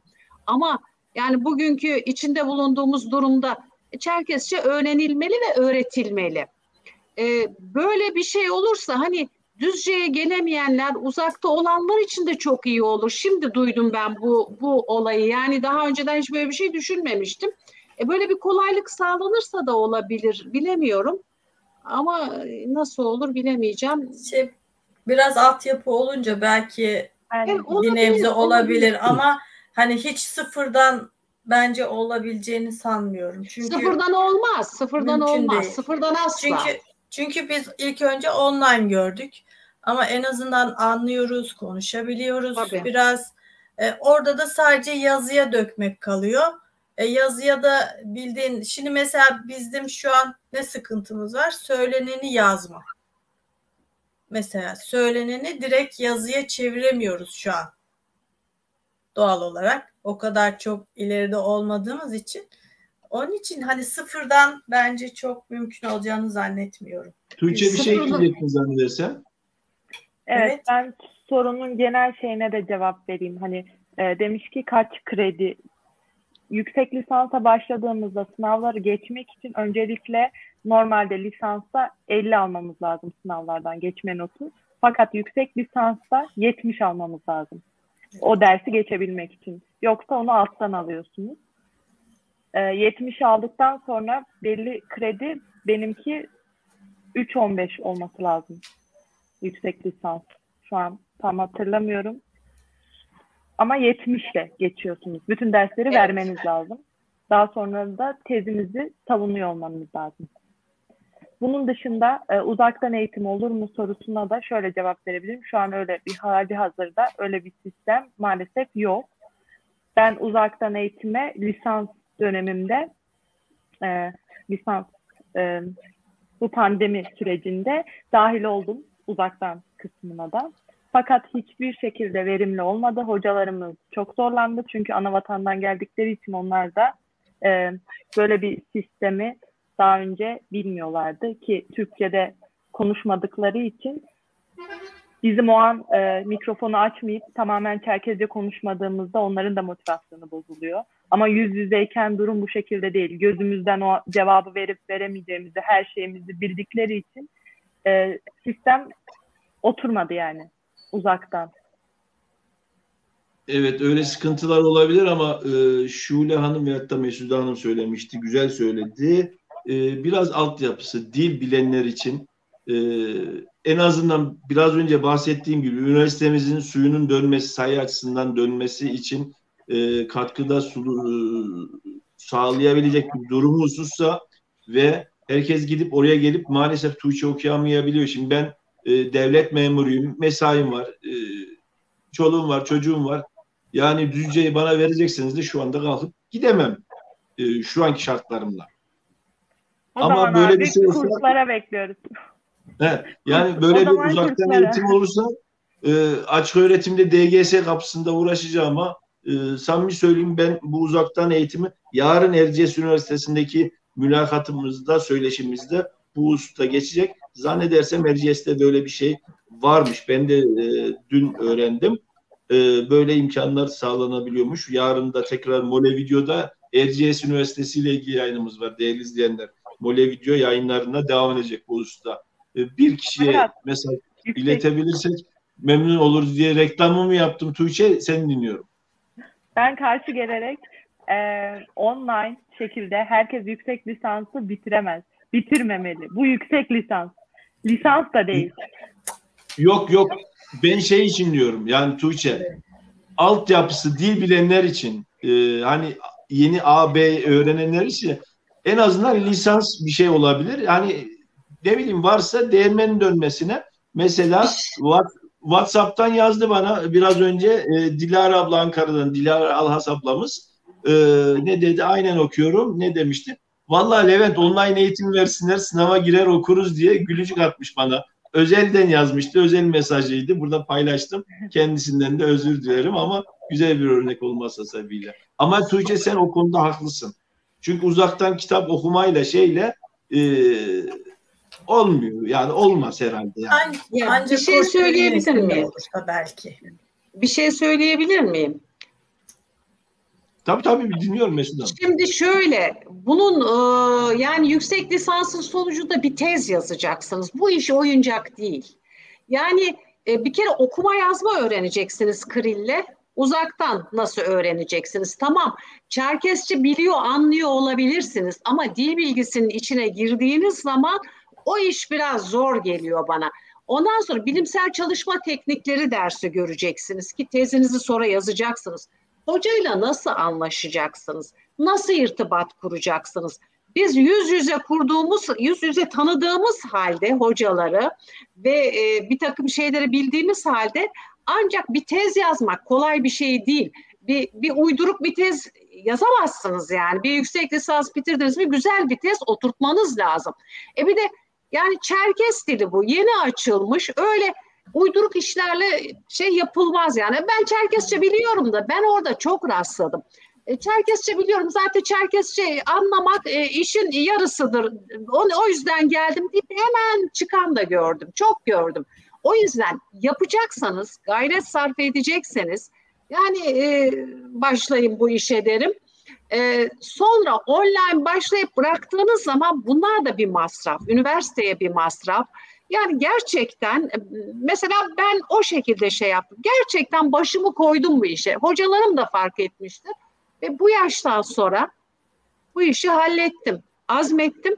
Ama online işte bugün işim var katılamadım. Katıldım. Ne dediğini anlamadım. Hemen bir soru soracaksın. O seni tatmin edecek mi, etmeyecek mi? Biraz zor gibi geldi bana ama bir kolaylıkları sağlanırsa yapılır inşallah. Bir altyapı oluşturmak için bu dernek bünyesinde biz mesela yaşadık onu. Ama dediğiniz gibi hani dil bilgisine girdiğiniz zaman işler çok karışıyor. Hani ona vakıf olmak zor oluyor. İşte iletişim kuramamak zor oluyor. Biz elimizden geldiğince hani katılmaya çalıştık, şey yapmaya çalıştık. Ama tabii bizim sadece altyapı oluşturduk. Hani bir ön şey gibi hani bir ilk tecrübe gibi söyleyeyim. Ama yüz yüze eğitimler arasında tabii yüz yüze hocamız da çok iyiydi sağ olsun. Üniversiteden hocaydı. Muhammed Yaşar hocamız. Çok güzel gösterdi bize. Ama tabii bir yüz yüze eğitim kadar verimli olunmaz. Biz şimdi derneğe de gittik, yüz yüze eğitim aldık bu arada. Tabii onunla arasında fark oluyor bir ister istemez. Ama tabii üniversite şeyinde bu biraz aşar yani. O Şimdi, biraz zor. Evet. Yani sahadaki arkadaşlarımızın da bu sonunda gelen sorular var, yorumlar var. Onları da zaten paylaşıyorum. Yani yüksek lisans gibi daha teknik bölümlerde şey olsa da en azından ya devletimiz, üniversitelerimiz illaki biliyordur diye düşünüyorum ama ben de hayatın içinden kendimden bir örnek sunmak istedim yani biraz ön şekilde. Değerli izleyenler, bu şekilde de sorular, yorumlar geliyor. Evet, Selma Önen yazmış. İlk tercih olarak yazdım. Çerkez dili ve kültürü öğrencisi adayım. Çerkesim, dil biliyorum. Katılımcılara sevgi, saygılar diye not yazmış. Selma Hanım, eliniz kolunuz dert görmesin. Sağ olun, var olun diyorum. Okulda Şimdiden görüşürüz inşallah. Allah'ın izniyle o kağıt, sonuç kağıdı da olumlu bir şekilde gelir ve okulumuza başlarız.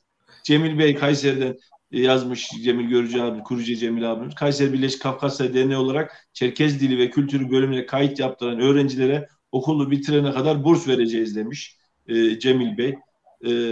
Ben bir şey söyleyebilir miyim? Buradan kendilerine Evet, buradan kendilerine teşekkür ediyorum. Evet, burs veriyorlar ve bana da verdiler. Teşekkürlerimi sunuyorum Cemil Görücü'ye. Evet.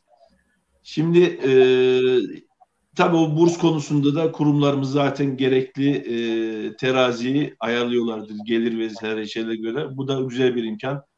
Yardım edenden de, verenden de, aracı olandan da herkesten Allah razı olsun diyorum. Diyorum ve hemen benim sorulara devam edeyim. Peki bölümümüzde siz içindesiniz. Bu bölümde yaş ortalamaları nasıl acaba? Düzce'de durum nedir? Yaş ortalaması konusunda bilgi verebilir misiniz acaba? Mesude Hanım, Tuğçe Hanım, siz daha cevap verebilirsiniz herhalde. Yüksek lisansta yaş ortalaması biraz yüksekti. Yalnız işte Çerkes dilinden gelen arkadaşlar genç onlar. Onun dışında bizler tabii emekliye ayrılmış, çalışan, yaşı 40'ın üstünde genelde insanlardı. Yani yüksek lisansta yaş ortalaması benim dönemimde biz önce 9 kişi falan girdik. Düşe düşe 6'ya düştü. Tez yazan da 2 kişi tez yazdık. Arkadan inşallah arkadaşlar devam ederler, yazarlar. Yaş ortalaması yüksekti bizde. Yani yüksek lisansa gelenlerin. Ben devam edeyim lisanstan. Biz lisanstayken 15 kişi falan ilk başlarda aktifken 2 ablamız vardı. Onun dışında hep aynı yaş ortalamasına sahiptik, genç. 2 tane de ablamız vardı. Ve ablalarımızın olması da bizim avantajımız. Büyük insanların sınıfta olması da gerçekten büyük avantajlarımız arasında. Lütfen yazsınlar, lütfen gelsinler. Dediğim gibi ikisi dışında gençti. Yüksek lisans programında da 4 kişiydik. Bir abimiz vardı, Rafet abimiz. Onu da kaybettik. Allah rahmet eylesin. Onun dışında 3 kişinin yaş ortalaması gençti. Evet. Gönül ister ki hep genç olsun. Evet. Gerçekten. Şurada bir soru vardı. Evet. Necmi Bey Erciş'ten iyi akşamlar demiş. İyi akşamlar efendim. Abdullah Bey sormuş. Abdullah C.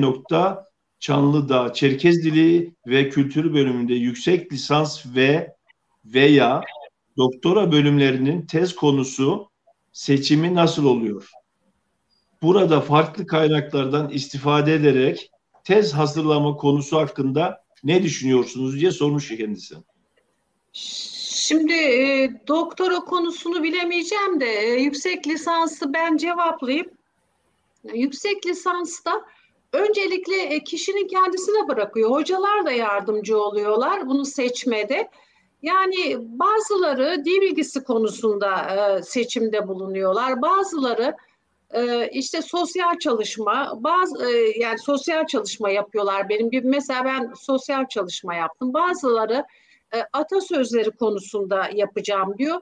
Hocalar da bunu kabul ediyorlar. Eğer öğrenci bir takım ikilemde kalmışsa hocalar şöyle yapabilirsin, böyle yapabilirsin diye onları yönlendiriyorlar.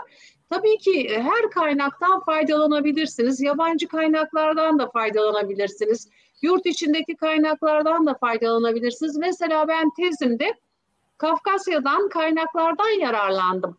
Mesela bizim Uzun Tarla'nın kuruluşunu gerçekleştirenlerin Kafkasya'daki yaşamları hakkındaki oraya gittim. Orada da araştırmalar yaptım.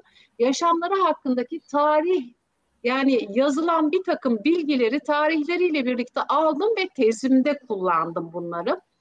Yani çeşitli kaynaklar kullanabilirsiniz. İstediğiniz konuyu da seçebilirsiniz ama yine de Çerkeslikle ilgili olacak. Bu Çerkeslikle hiç ilgisi olmayan bir konuyu da seçemezsiniz tabii. Yaptığınız, çalıştığınız yani Çerkes diliyle ilgili bir konu seçeceksiniz. Hocalar da yardımcı oluyor. Sizin de bir takım ilginizi çeken konular sonuç olarak olabiliyor. İstenilen kaynaklarda kullanılabiliyor. O tabii ki şeyinize uygun. Evet, ek olarak da şöyle bir durum var. Bölümümüzde hani Batı diyalekti ve Doğu diyalekti olarak Kayseri'de Doğu, bizdeki Batı diyalekti Düzce Üniversitesi'nde hocalarımız da inceleyebilmeleri için hani yazarken diyalektlere de bu şekilde düşünmemiz lazım yani. Batı diyalekti görülen bir eğitimde. Bir de şöyle, mesela Levent Bey biraz önce bu yine başa döneceğim ama uzaktan dediler ya hani yüksek lisans yapabilir miyiz? Mesela hocalarımız bizden mesela benim tezimin özeti 10-12 sayfa Çerkesçe yazılmış. Yani hem Çerkes edebiyatını da kullanarak tezin özetini çıkardım. Bu kolay bir şey değil yani bunları yapabilmek. Bayağı bir zorlandım. Yaptık ama okulda aldığımız o yüz yüze olan o bilgilerden, onların bize aktardıklarından dolayı daha rahat bir şekilde çalıştık. Tezi yazarken de Çerkesçe de yazıyorsunuz arkasındaki özette. Çünkü bunu bir başkası Kafkasya'dan bakıyor, başka Kiril'den bakmak istediği zaman özetinden bir bilgi almak durumunda. Yani uzaktan eğitimde bunları nasıl yapacaksınız? Pek bunları yapamadım yani bilemiyorum. Yine başa döndüm ama tezde de şunu söylemek istiyorum. Özeti Çerkesçe yazdırıyorlar. Çünkü bana şöyle dedi hocam. Çatlasan da patlasan da bunu Çerkesçe yazacaksın özeti ve bunu da bana tez savunması sırasında Edgabzece kısfe bu teş dedi. Bunu bana anlatacaksın. Kafama sokacaksın bunu dedi Mir hocam bana. Hacem İzmir. İnanın ona 20-25 dakika Edgabze ile Edgab Qacar teştü nasıl bu Qacar kuruldu hepsini tıkır tıkır daha önce de çalıştım. Hepsini anlattım Çerkesçe ve onu tatmin ettim tamam dedi. Evet. Teknik anlamda bölümlerimize, okullarımıza, hocalarımıza, kurumlarımıza veyahut da bu bölümlere katılacak kişilerin diploma anlamında faydaları olacaksa, biraz önce dediğim gibi değirmene su taşıyacaksa uzaktan da olmasında şahıs olarak sayımız yok. Sıkıntı yani. İnşallah uzakta olsun, yakından olsun. Arası da olsun yani yeter ki olsun. Zigore Zefet yazmış. Takdir ve tebrik ediyorum. Sizler bitmeyen umutlar mısınız? Hantu Ersin kardeşimiz yazmış. Ersin abiye de buradan selamlar. Selamlar Ersin'e. Farklı illerden gelen kişilere de ayrıca teşekkür etmiş kendisi. Farklı illerden gelip katılanlardan hemen. Evet Abdullah Bey, bunu sormuştum, özür dilerim. Peki ben hemen şuradaki Tuğçe özellikle bu konuda senin daha bilgi olduğunu Fehmi hocamız bahsetmişti. Dün Fehmi hocamızla da kısa bir görüşmemiz olmuştu yayın hakkında.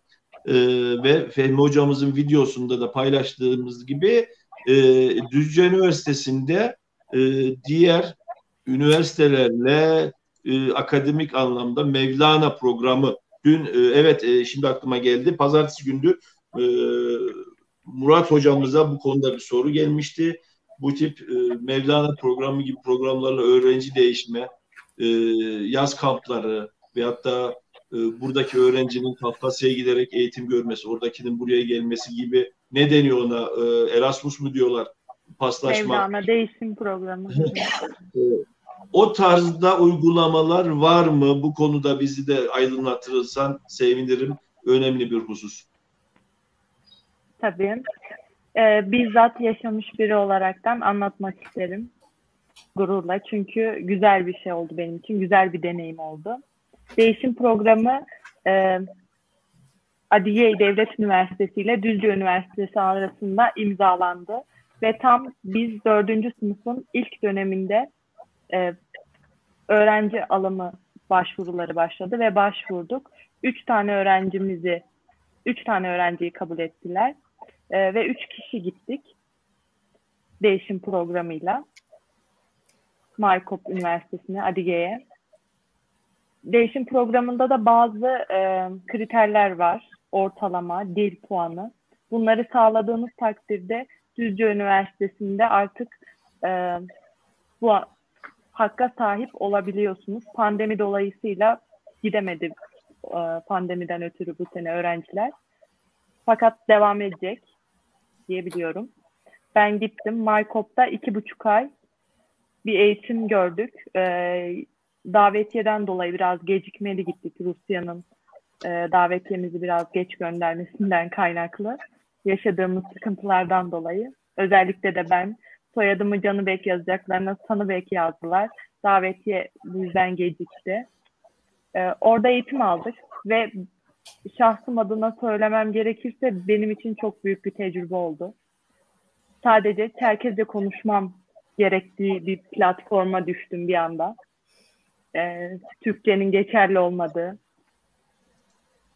Ve konuştuk, okudum, döndüm bu şekilde. Başka soru var mıydı? Şu an unuttum bununla alakalı. Yani Eğitim teknik programı. açıdan eksiklerim olabilir ama yani bu şekilde üniversiteler arası. Peki Kafkasya'dan bahsettin. Dünyanın diğer ülkeleriyle böyle bir öğrenci değişimi var mı? Sadece Kafkasya ana vatan şeklinde düşünmeyelim. Öyle bir şey var mı? Ondan sonra yaz kampları öyle bir şeyler düzenleniyor mu? Düzenlenecek mi? Yine pandemi girdi, ekonomik kriz girdi. O da ayrı bir sıkıntı. Evet. Uçak fiyatları oldu 600-700 dolar, 1000 dolar. Nasıl olacak bu işler ben de bilmiyorum. Sıkıntılar diz boyu. Dolar da aldı başını gidiyor. Neyse ekonomiye giriyor işler yanlış anlaşılır. Sıkıntılar var ama bu şekilde yine kamu kuruluşlarının, devletimizin, Milli Eğitim Bakanlığımızın yaptığı organizasyonlar var mı? Mesela sizin oradan yaz kampı olabilir. Oradan öğrenci geliyor mu? Öyle bir şey var mı? Onu sorayım. Sadece buradan oraya değil de. Buradan zaten karşılıklı bu anlaşma. O tarafta öğrenciyi gönderebilecek, bu taraftan da öğrenci gidebilecek. Fakat oradan bir öğrenci gelmedi veya başvuru olmadı sanırım. Bilmiyorum. Biz buradan 3 kişi olarak kabul görüldü. O şekilde. Peki bu 3 kişi dedim, bu belli bir hani biliyorsan paylaşırsan sevinirim. Belli bir sayı kontenjan söz konusu mu yoksa bu sayı yani 5'ten 3 kişi gitti. Yani belli bir sayı üzerinde bir antlaşma var mı acaba bildiğin kadarıyla? Evet, oraya değineyim. Normalde bu program anlaşıldığında 5 öğrenci alınacak diye duyulmuştu en başta. Daha sonra 3 kişiye düştüğü söylenildi. Ve biz birçok öğrenci de başvurdu. Fakat dediğim gibi dersin sayılıyor olabilmesi lazımdı. Diğer bir seçenekler. Düzce Üniversitesi'nin dersleriyle oradaki aldığımız derslerin döndüğümüzde saydırıyor olabilmemiz lazımdı. Denk anlamda. Bu yüzden 3. sınıftaki bir öğrenci yani dezavantajlı oluyordu başvursa da. Bundan dolayı biz 4. sınıftaki 3 kişi gittik. 4. sınıfa gittiğimizde de bize şöyle bir hakkımız vardı. 2 dönemli de gidebiliyorduk normalde. 4. sınıfın ilk dönemi ve son dönemi. Yani o zaman mezun oluyorduk biz. Fakat biz orada mezun olmamak için ve tezimiz de yeterli olmayacağından dolayı sadece bir dönemi gittik. Yani ilk dönemi 4. sınıf. 2. dönemini Düzce Üniversitesi'nde devam ettik. Bize burs da sağladılar Mevlana programıyla. YÖK. Burs vesilesiyle de gitmiş olduk.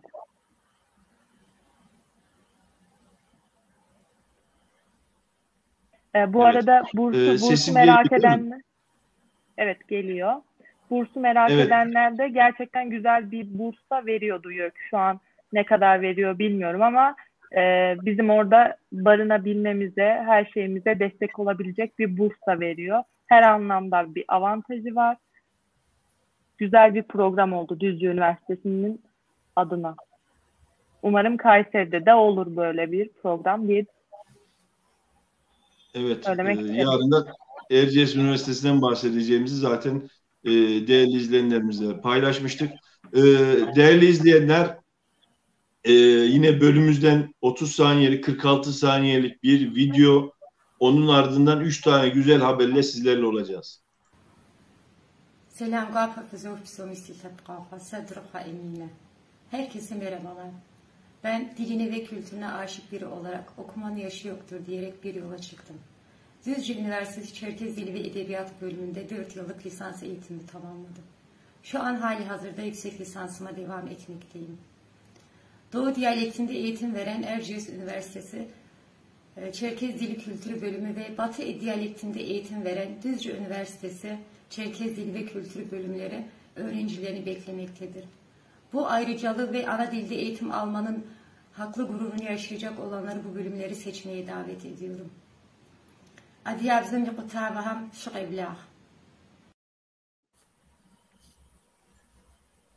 Evet, üniversitemiz öğrencilerinden bir daveti izledik. Evet, Hacı Ali Çelik Kayseri'den ve hemen burada özel bilgilerini paylaşmadan Erciyes Üniversitesi'deki Çerkez Dili ve Kültürü bölümümüzü seçmiş kendisi. İnşallah sonuç raporu diyorum hastane gibi. Sonuç belgesinde de aynı şekilde yazar, tercih ettiği çıkar. Şimdiden kendisine teşekkür eder. Hayırlı uğurlu olsun derim. Evet. Hayırlı uğurlu olsun. Gene bir Necat Özsoy beyefendi de Düzce Üniversitesi Çerkez Dili Kültürü Çerkez Dili ve Kültürü bölümünü tercih etmiş ve Şule Hanım, hemen özür dilerim, bunu hemen değiştireyim. TC'si yazıyordu. Kişisel veriler olmasa sebebiyle 3 tane belge paylaştık. Yayınımızda bir tane de yorum kısmında gelmişti. Evet. 4 tane tercih yapıldığını öğrenmiş olduk. İnşallah yine notlarda bugün ve yarın gelecek. Daha doğrusu üniversitemizin tercihleri ayın kaçına kadar devam ediyor? Son tarih nedir? Halen devam ediyor mu bu arada? 5'ine kadar. Ayın 5'inde bitiyor herhalde tercihler. Peki teknik olarak biliyorsanız tercih yaptıktan sonra bunu tekrar güncelleme imkanı var mı? Ne anlamda güncelleme? Ya tercihini yapmış vatandaş. Misal bu yayını izledi, içi gitti, ben de tercih edeyim dedi. Bir tercihlerin arasında yazmak istedi. Bu yapmış olduğu tercihi güncelleyebiliyor mu yani? Sistemde öyle bir şey var mı? Hani yazdıkları tutmadıysa ya da yanlış tercih yaptıysa ek tercihlerde bir daha tercih edebilir. Tamam, bu da eğer şimdi yaptığı tercihlerden hiçbir şey tutmadıysa sonradan ek tercihler, ikinci tercihler yapılıyor ya, kalan boşlukları doldurmak için. Anladım. O zaman tekrar tercih yapabiliyorlar. Abdullah Bey gene sormuş. Tuğçe Hanım'a da şunu soracağım. Mevlana değişim programlarından istifade etmenin şartları nelerdir? Bir de bu programların katkılar hakkında Gözleminizi alabilir miyim diye sormuş. Ekleyeceğim bir şey var mıydı Tuğçe? Aslında bahsettin ama. Zor şartları da var. Fakat yararlı aşamaları daha fazla. Söyleyebileceklerim bu kadar. İstifade etmenin derken anlayamadım.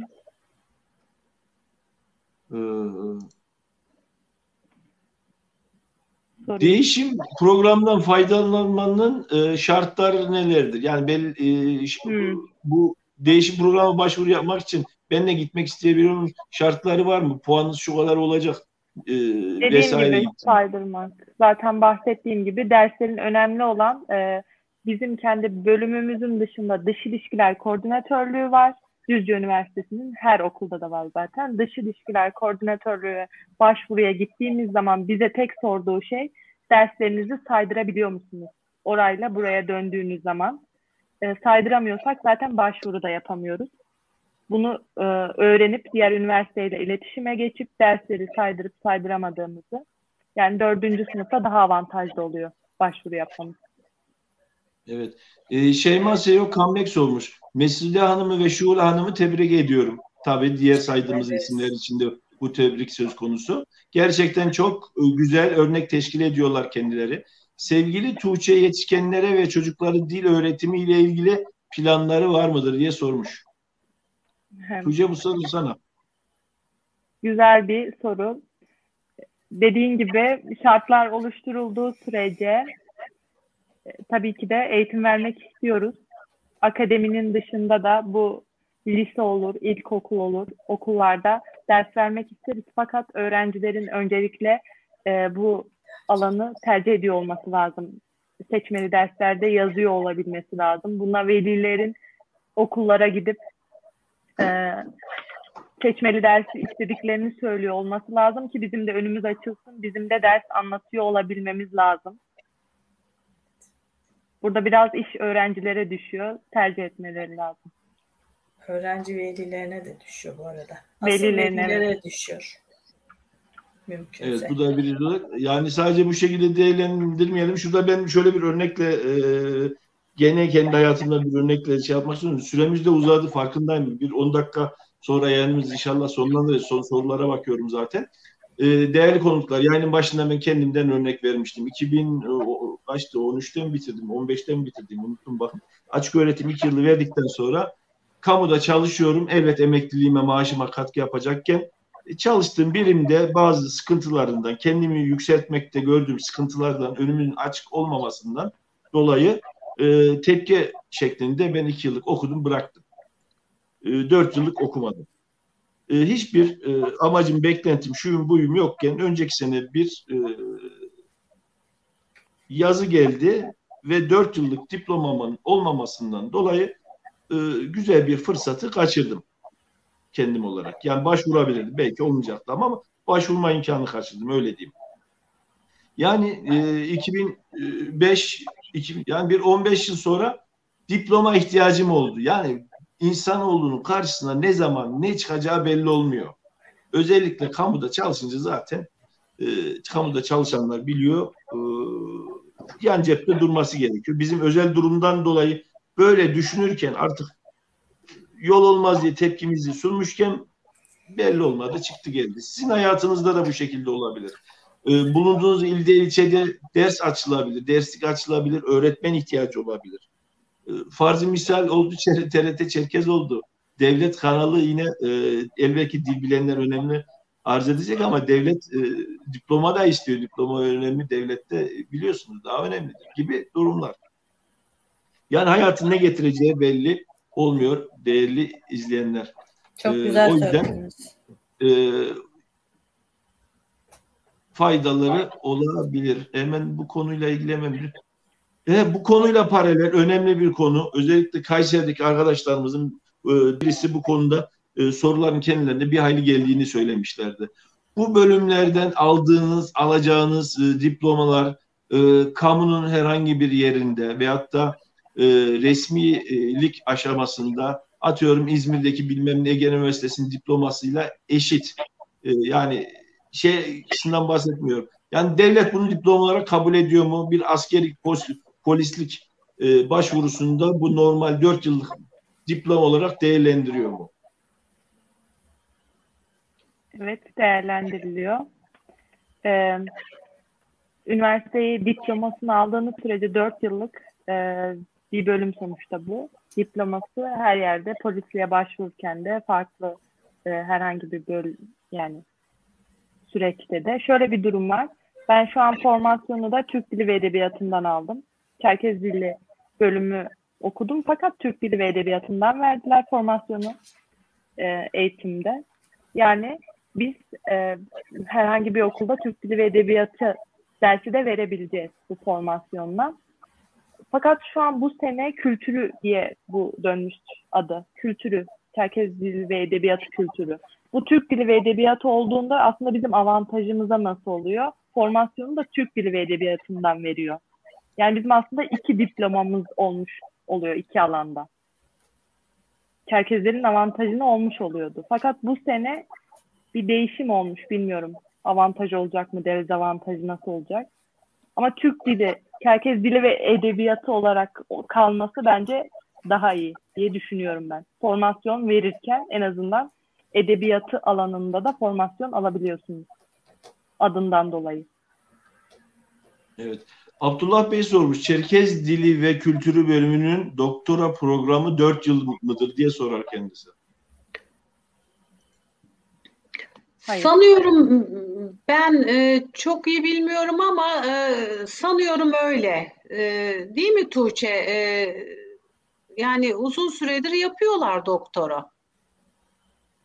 Ben doktorayı da 2 diyebiliyorum ama şu an tez yazmayla mesela ben girdiğimden beri yapıyorlar şeyler. 17. Ben onu çok iyi bilmiyorum ama doktoranın 2 yıl olduğunu sanmıyorum. Daha fazla. Bu şeyle araştıralım. Yarınki yorum kısmını yazalım. Yani farazi cevaplar yanlış bilgilendirme verebilir. Evet. O yüzden şey yaparım. Değerli hocamız Kayseri'den, eğitimci de kendisi, köylüm. Hatta köyde de komşumuz sayılır. Murat Öztebur'da iyi yayınlar, selamlar diye belirtmiş. Bizden de selamlar. Özcan Bey İzmir'den burs konusuna değinmiş. Karşılıksız olarak federasyonun burs çalışması olduğunu belirtmiş. Evet, aklımdaki unuttuğum bir soru. Saniye Boran sormuş. İyi akşamlar. Öğrenciler lisans eğitimi bitirdiklerinde Rusça seviyeleri ne oluyor? Rusça derslerimiz var. Bu yani göstermekle mi kalıyor, şeyler mi kalıyorsa bir şeyler cidden verilebiliyor mu? Sonuç ne oluyor acaba? Objektif konuşmak gerekirse kişiye bağlı olarak A2'de olduğu oluyor, A3 yani A1 seviyesinde kalan da oluyor. Bu kişiye bağlı açıkçası öğrenme şekli, öğrenme seviyesi. Hocalarımız haftada 1 saat olmak kaydıyla ders veriyorlar. Bu daha fazla kapan, daha az kapan, A1 seviyesinde kalan, A2 seviyesinde kalan. Rusya'ya değişim programıyla gidip sadece Çerkezce değil de Rusça'ya yönelip daha fazla Rusça öğrenen kişiler de oldu. Evet. Tekrar başa dönmek bahsettik için Reyhan Hanım notumuza neden uzaktan yüksek lisans eğitimi yapılmasın diye sesli düşünüş sormuş. Kurslar nerede diye Emel Dinç sormuş. Kurslar nerede derken neden bahsetmiş olabilir? Kafkas Derneği'ndeydi bizim kursumuz.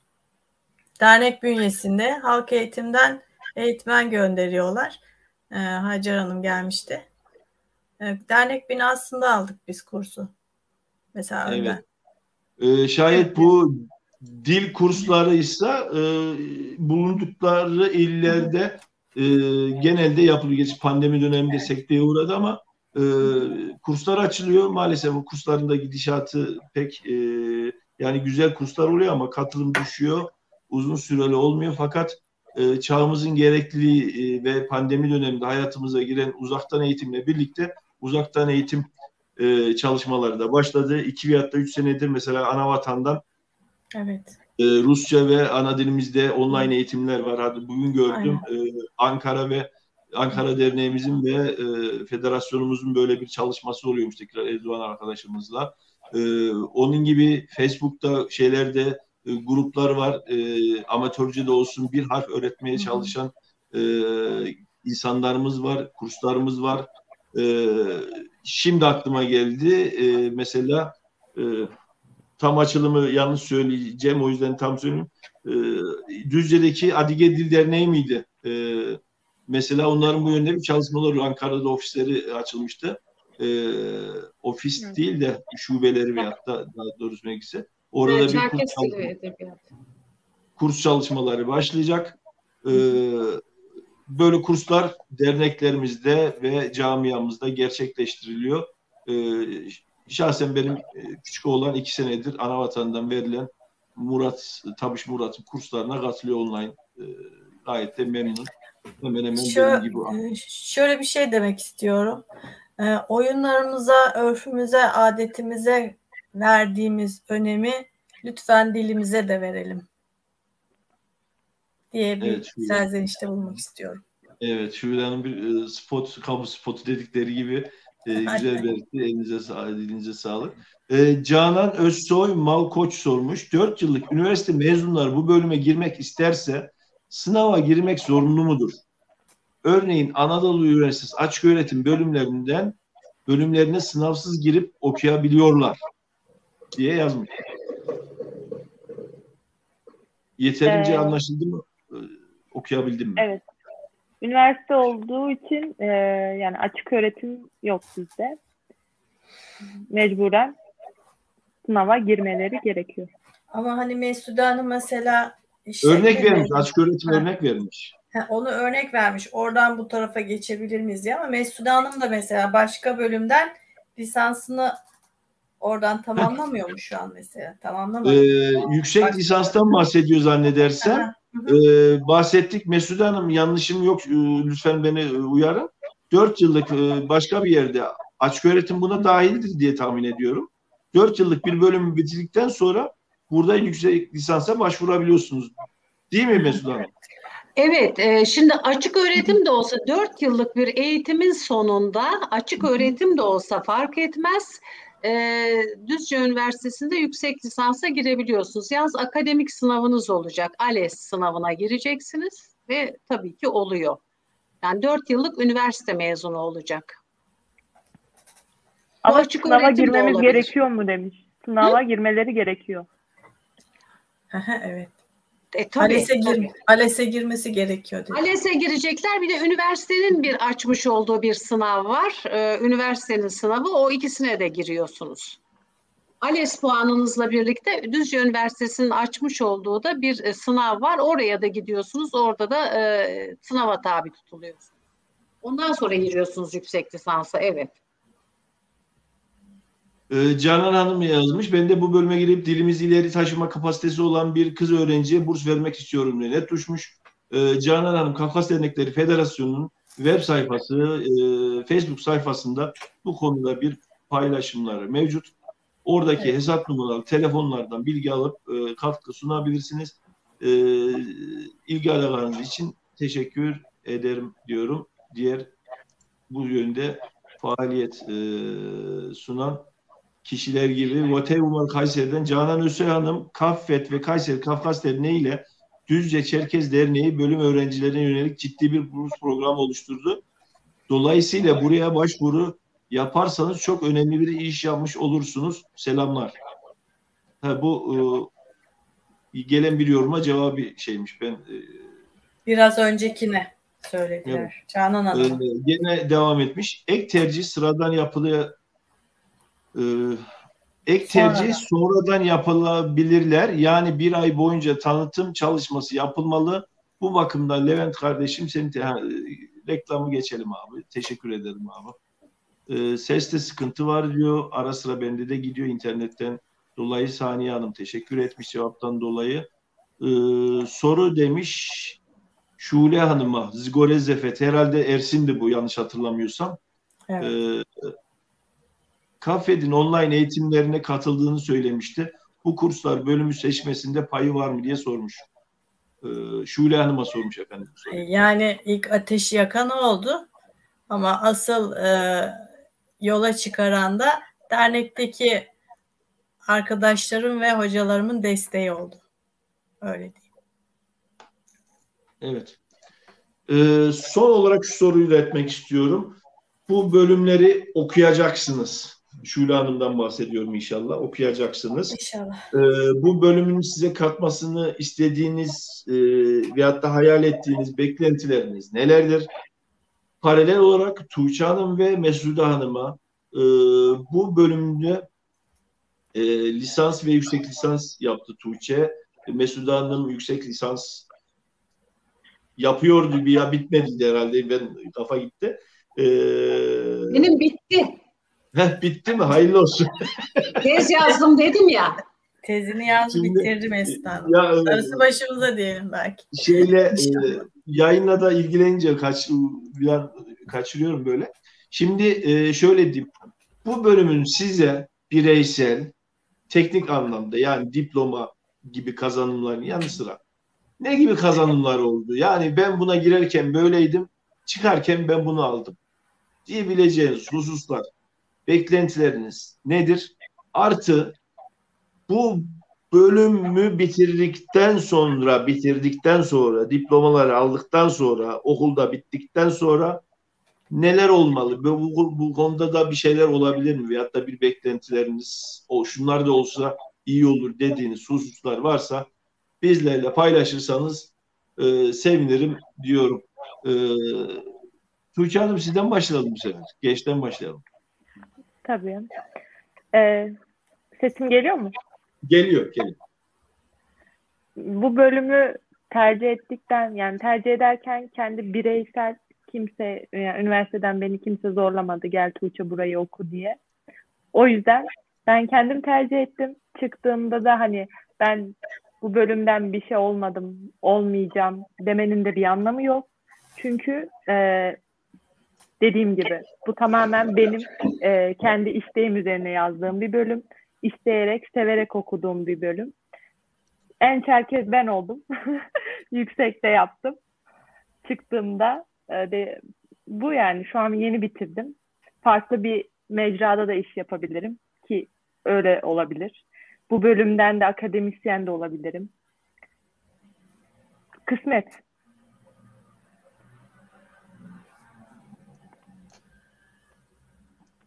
Söyleyeceklerim bu kadar benim. Evet, Mesude Hanım, sizden de. Şimdi ben bu bölüme biraz önce söylediğim gibi emekliye ayrılmıştım. Boş vaktim vardı ve bir etkinlikte karşılaşınca bir tesadüf eseri oldu. Bu olmasaydı belki başka bir şey yapacaktım. Tesadüf eseri oldu. Fakat çok da iyi olmuş. Çok üretken oldum. Her şeyden önce bir ALES sınavını verdim. Okulda okudum. Bir tez yazdım ve şimdi de bir kitap hazırlıyorum. Yani bu bana çok şey kattı. En azından bir eser ortaya çıkardığımı düşünüyorum. Ve inanın ki dünyaya bakış açım, bu bilimsel çalışmayla dünyaya bir bakış açım değişti. Ben öyle düşünüyorum. Eskiden böyle bilimsel tarzda bakmıyordum. Şimdi bilimsel, neyin doğru, neyin yanlış, mesela söylenecek bir şeyin, yani bir duruyorum, düşünüyorum, bu doğru mu acaba? Çünkü bunu okulda aldığım eğitimden dolayı. Hani sosyal medyaya da bir şeyler yazıyorlar, atıyorlar. İşte bunu yapmamayı öğrendim.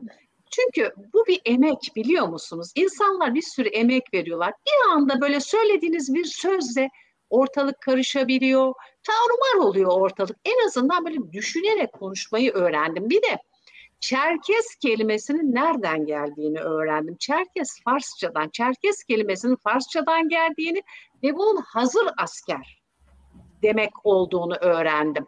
İnanın ki ben Çerkes'in yani bu şekilde konuşuyordum. Şimdi bunun anlamını anladım. Birçok şeyleri öğrendim. Çerkez tarihine dair bir şeyler öğrendim. Her ne kadar Çerkez değilsem de bilmediğim birçok şey vardı. Onları öğrendim. En azından emeklilikte yapacak bir işim oldu. Yani kenara oturup çekilip yiyip içip kahve sohbetleri, tamam bunlar da güzel ama ben üretken olmak istiyorum. Yani bir şeyler üreteyim, ortaya bir şeyler koyayım, topluma faydalı olayım istiyorum. Bu senede bu kitap çalışmasından sonra Öğrenciler de sınıfta açabilirsek onlara yardımcı olurum. Bir takım makaleler yazarım, araştırmalar yaparım diye düşünüyorum. Teşekkür ederim. Biz teşekkür Evet ederiz. Şule Hanım, siz daha yolun başındasınız. Evet. Ben daha ne göreceğim bilmiyorum. Büyük ihtimalle. Ama korkmuyorum da gerçi.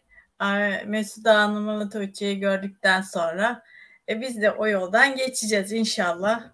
Alnımızın akıyla çıkarız. Sonunun ne olacağını şimdiden bir şey diyemem. Hani olmadan şunu yapayım, bunu yapayım, asarım, keserim. Bu tarzı değilim. Önce yapayım, sonra herkes görsün diyorum. Başka da bir şey demiyorum. Bir gireyim bakayım. Zamanla göster ama bir eğitimci olmayı isterim. Her zaman istediğim bir şey. Okul hayatım başladığından itibaren eğitimci olmayı çok istedim. Ama bizim şartlarımızda işte gönderilmedik, şey olmadı, kısmet olmadı. Bir şekilde ucundan tutmaya çalıştık. İnşallah bu yönde de belki zaman bizi buraya hazırlıyordur. Belki bunun için hazırlamıştır. Keşke bizim gençliğimizde Düzce'de olmuş olsaydı da dışarı gitmeden kendi memleketimizde okuma fırsatımız olsaymıştı bu bölümü. Öyle diyeyim. Evet. Bugünkü yayınımızda 4 tane güzel haber aldık. Şule Hanım da dahil olmak üzere başvurular aldık. Teknik olarak bilmesem de değerli izleyenler, yüzdelik sıralamanız vesaireniz düşük olsa da herhalde bu bölümleri biraz isteyen az olduğu için, tercih edilen az olduğu için kazanma ihtimaliniz diğer üniversitelere göre yüksek olarak görünüyor. Zaten Murat hocamız da bahsetmişti. Biraz önce bahsettiğim, atıfta bulunduğum yayında da. Değerli konuklarıma son kez paylaşacakları hususlar varsa iletmeler için söz vermeden önce şu dipnotu da tekrar ileteyim yayının başında. Olur ya, kaçıranlar olmuşlardı. Efendim, sayfam amatörce kendi azmiyle bir şeyler üretmeye çalışan bir sayfa olup resmi kurumlarımızla direkt anlamda, resmi anlamda bir bağı yoktur. Sözünü ettiğimiz Düzce Üniversitesi ile ve yarın sözünü edeceğimiz Kayseri Erciyes Üniversitesi ile de herhangi bir resmi bağım olmayıp burada da yanlış bilgiler virgül arasında canlı yayında belki eksik söylediğimiz yanlış bilgiler veyahut da eksik vermiş olduğumuz bilgiler de olabilir. Bu konuda, hususta gene en resmi bilgileri kurumlarımızdan, derneklerimizden, üniversitelerimizden, öğrencilerimizden veyahut da okul yetkililerimizden alabileceklerinin altını çizerek özellikle belirtmek istiyorum. Buradaki amaç bu duyuru yaparak bir ambiyans, bir dalga yaratabilmek, bu dalgaya katılabilmek idi. O yüzden yani yanlış bilgi verildi diye ola ki hani bilmeyenler için söylüyorum. Kurumlarımızı, üniversitelerimiz vesairelerimize laf olmasın. Varsa, sürçülisan varsa tek sorumlusu benim. Evet. Yayınımıza katıldığınız, zamanınızı verdiniz. Ben 1-1,5 saat sürer değil mi? 2 saat oldu. Bu hususta Çerkez saati oldu. Kusurumuza bakmayın. Affedin lütfen izleyenler ve değerli konuklarım. İzleyenler ile son olarak paylaşmak istediğiniz hususlar kaldıysa onları da alalım efendim. Şule Hanım, sizden başlayalım. Bu sıradan devam edelim. Örfümüze, adetimize, oyunlarımıza sahip çıktığımız gibi dilimize de sahip çıkalım. Ve bu dilimizi gelecek kuşaklara da aktarmak için okullarımıza da sahip çıkalım. Öyle diyorum. Teşekkür ediyorum her şey için.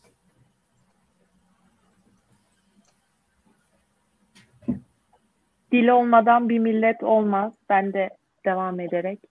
Dil olmadan bir millet olmaz. Lütfen dilimizi konuşmamız için çaba gösterelim. Bölüme gelin, gelmeyin. Dilinizi öncelikle konuşuyor olabilmeniz lazım. Ama bu bölümlerde buna bir vesile. Lütfen bölümleri seçerken istekli ve azimli şekilde konuşmak isteyerek, öğrenmek isteyerek gelin. Benim de söyleyeceklerim bu kadar. Teşekkür ederim dinleyen herkese. Çerkes diline ve Habzesine saygı duyalım ve bunları yaşatalım. Dilimizi ve Habzemizi öldürmeyelim. Üniversiteye de, Düzce Üniversitesi'ne de gençlerimiz girsinler isterim.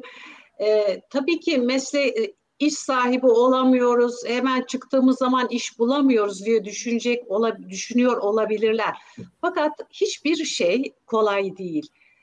Çeşitli KPSS sınavları var, gayret gösterecekler, onlara girecekler.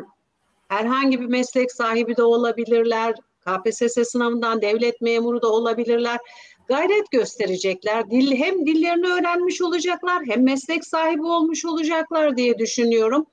Bence biraz da bu iş kişinin kendisine düşüyor.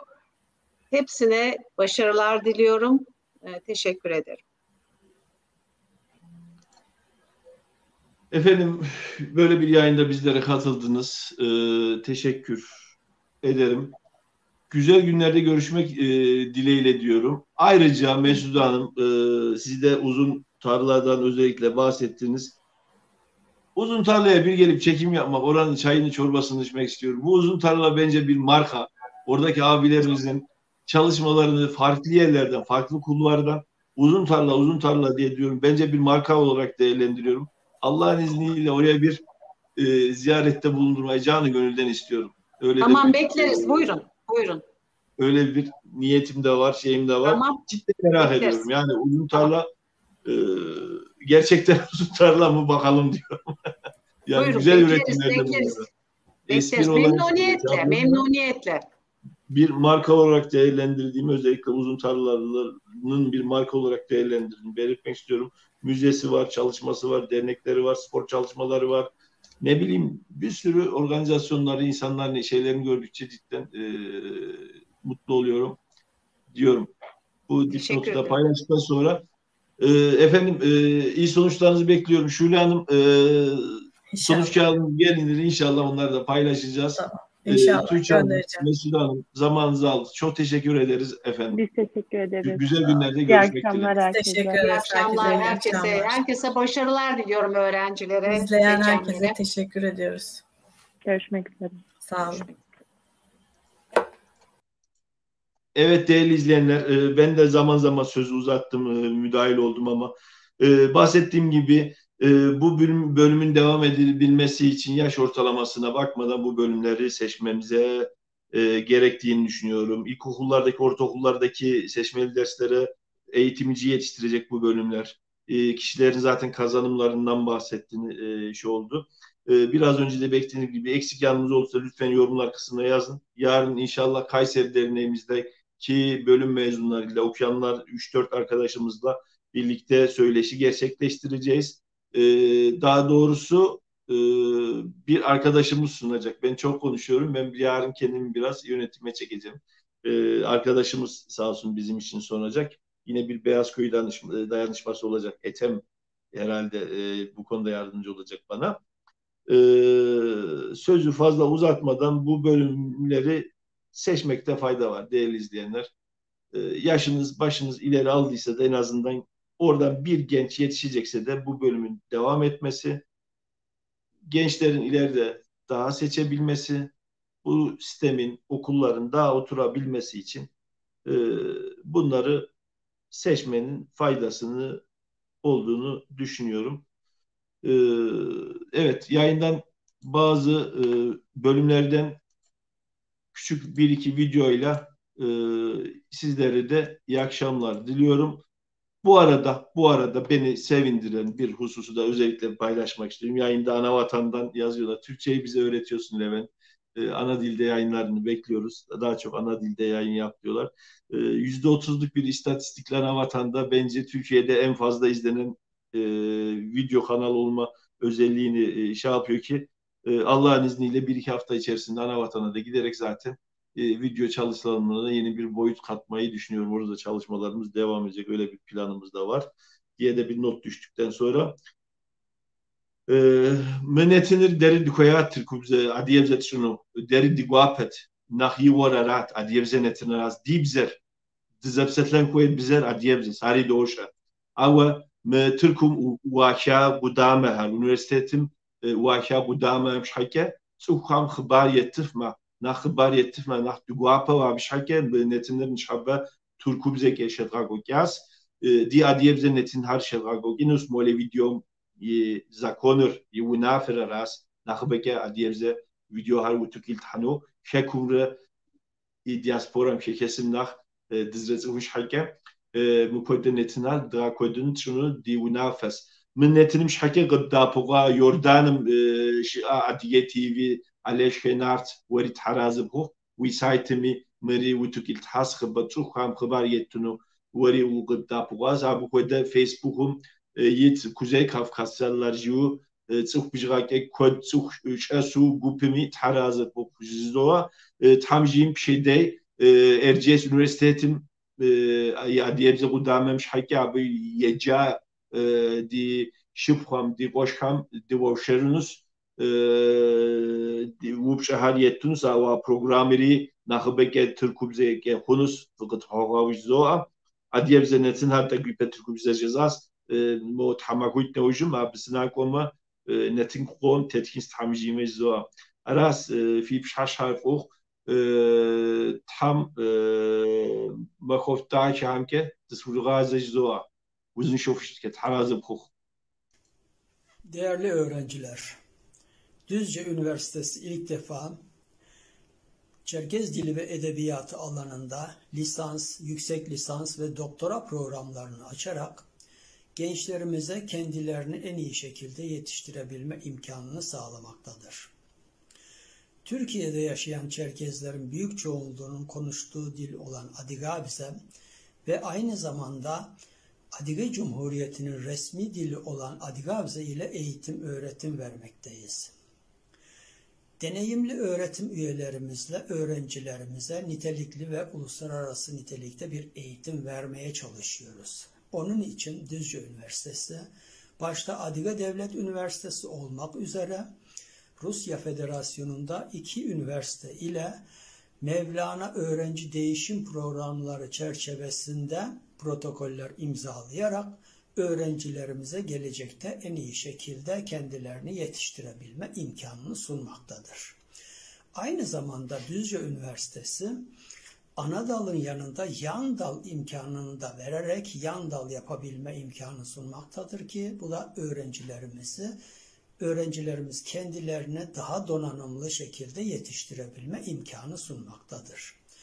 Evet, Düzce Üniversitesi'nin bu imkanlarından siz de yararlanabilirsiniz. Yurt dışına gittiğinizde öğrendiğiniz dilleri, buradaki öğrendiğiniz Adigece ve Rusça ile pratik yapabilme imkanı sunmaktadır. Kendinizi uluslararası nitelikte bir hazırlama imkanı sunuyor ki bu çok önemlidir. Bilgilendirmek bizden, değerlendirmek sizden. Şayet Düzce Üniversitesi'ne gelirseniz memnun kalacağınızı ve kaliteli bir eğitim alacağınızı bilmenizi istiyoruz. Bizden bu kadar. Teşekkür ediyoruz ve bekliyoruz. Düzce Üniversitesi'ne herkes gelebilir. Buyurun. Bu yayının oluşmasında Fehmi hocamızla da Fehmi Bey'le de istişare bulmuştuk. Buradan kendisine teşekkür ederim. Dernek Başkanımız Murat Bey'e de teşekkür ederim. Ayrıca Düzce'de ikamet eden değerli büyüğüm Alişan abimize de ayrıca beni bu programa yeltendirdiği için ayrıca teşekkür ederim. Bu kısmı unutmuştum. O yüzden tekrar yayına müdahil oldum. Hocalarımızla ileriki dönemlerde daha teknik konularda da yayınlar yapmayı düşünüyoruz. Mole Video'nun zaten canlı yayınlarında kamu spotu şeklinde yaklaşık 100 yayındır altyazı ben yayınlıyorum zaten. İlkokul, ortaokullardaki seçmeli dersler, üniversite ve dernekleri üyelik anlamında kamu spotu zaten sizler de görüyorsunuz. Bu anlamda paylaşarak, abone olarak, duyurularak katkıda bulunan herkese çok çok teşekkür etmek istiyorum. Serzenişte bulunmak istemiyorum ama çok konusu geçiyor ama böyle bir yayınların benim için değil diğer yayınların bilmem ne ya paylaşın. Allah rızası için paylaşın. Para kazanmıyoruz etmiyoruz. Bir tane kişiye ulaşırsa haberi olursa faydası olur. Yani vatandaş ağzıyla konuşuyorum ama şu anda bu dalgayı o yaptı, bu yaptı, Ahmet yaptı, Mehmet yaptı demeden İyi şeyi paylaşın. İyi şeyi paylaşmaktan zarar gelmez. Beni sevmiyorsanız da paylaşın. Onu sevmiyorsanız da paylaşın. Herhalde iyi bir şeydir diye düşünüyorum. Sıkıntıdayız, bu konuda sıkıntıdayız diye paylaşmak istedim. Görüşmek üzere. Yarın Erciyes Üniversitesi ile 2 saat sürmeyecek bir yayınımız olacak. 1,5 saatlik bir yayınımız olacak. Bunun sözünü veriyorum. İyi akşamlar. Erciyes Üniversitesi'nin en genç bölümüyüz ve bölümümüz ilk mezunlarını bu yıl verdi. Bu kadar genç bir bölüm olmamıza rağmen akademik alanda bölümümüz öğrencilerinin ulusal ve uluslararası dergilerde yayınlanmış makaleleri, çevirileri ve projeleri mevcuttur. Aradan geçen bu 4 sene içerisinde ki buna 4 akademik makale, 2 yarışma, bir TÜBİTAK projesi ve sayısız akademik araştırma ile geçen günde dahil, şunu çok net bir şekilde söyleyebilirim ki şu an aranızda TOY bir üniversite mezunu olarak bulunuyorum. TOY diyorum çünkü henüz yolun başındayız. Akademik başarısı, kültürel etkinlikleri ve TÜBİTAK projesiyle adını duyuran Erciyes Üniversitesi Çerkez Dili ve Kültürü bölümüne öncelikli tercihlerinizde yer vermelisiniz. Merhaba arkadaşlar. Ben Mine Tokgöz. Erciyes Üniversitesi Edebiyat Fakültesi Çerkez Dili ve Kültürü bölümü mezunuyum. Dil ve Edebiyat fakülteleri sadece dil öğreniminizi değil, önemli düzeyde kültür sahibi olmanızı da sağlar. Bölümümüzü tercih ettiğinizde dil öğrenirken şiir, edebiyat, roman, sanat çalışacaksınız. Bunların içinde güncel ve tarihsel akım ve felsefelere hakim olacaksınız. Bakış açınız önemli düzeyde genişleyecektir. Hepinize başarılar dilerim. Dibzer dımragwet. Adiyabza kudamem qdoğa blağa.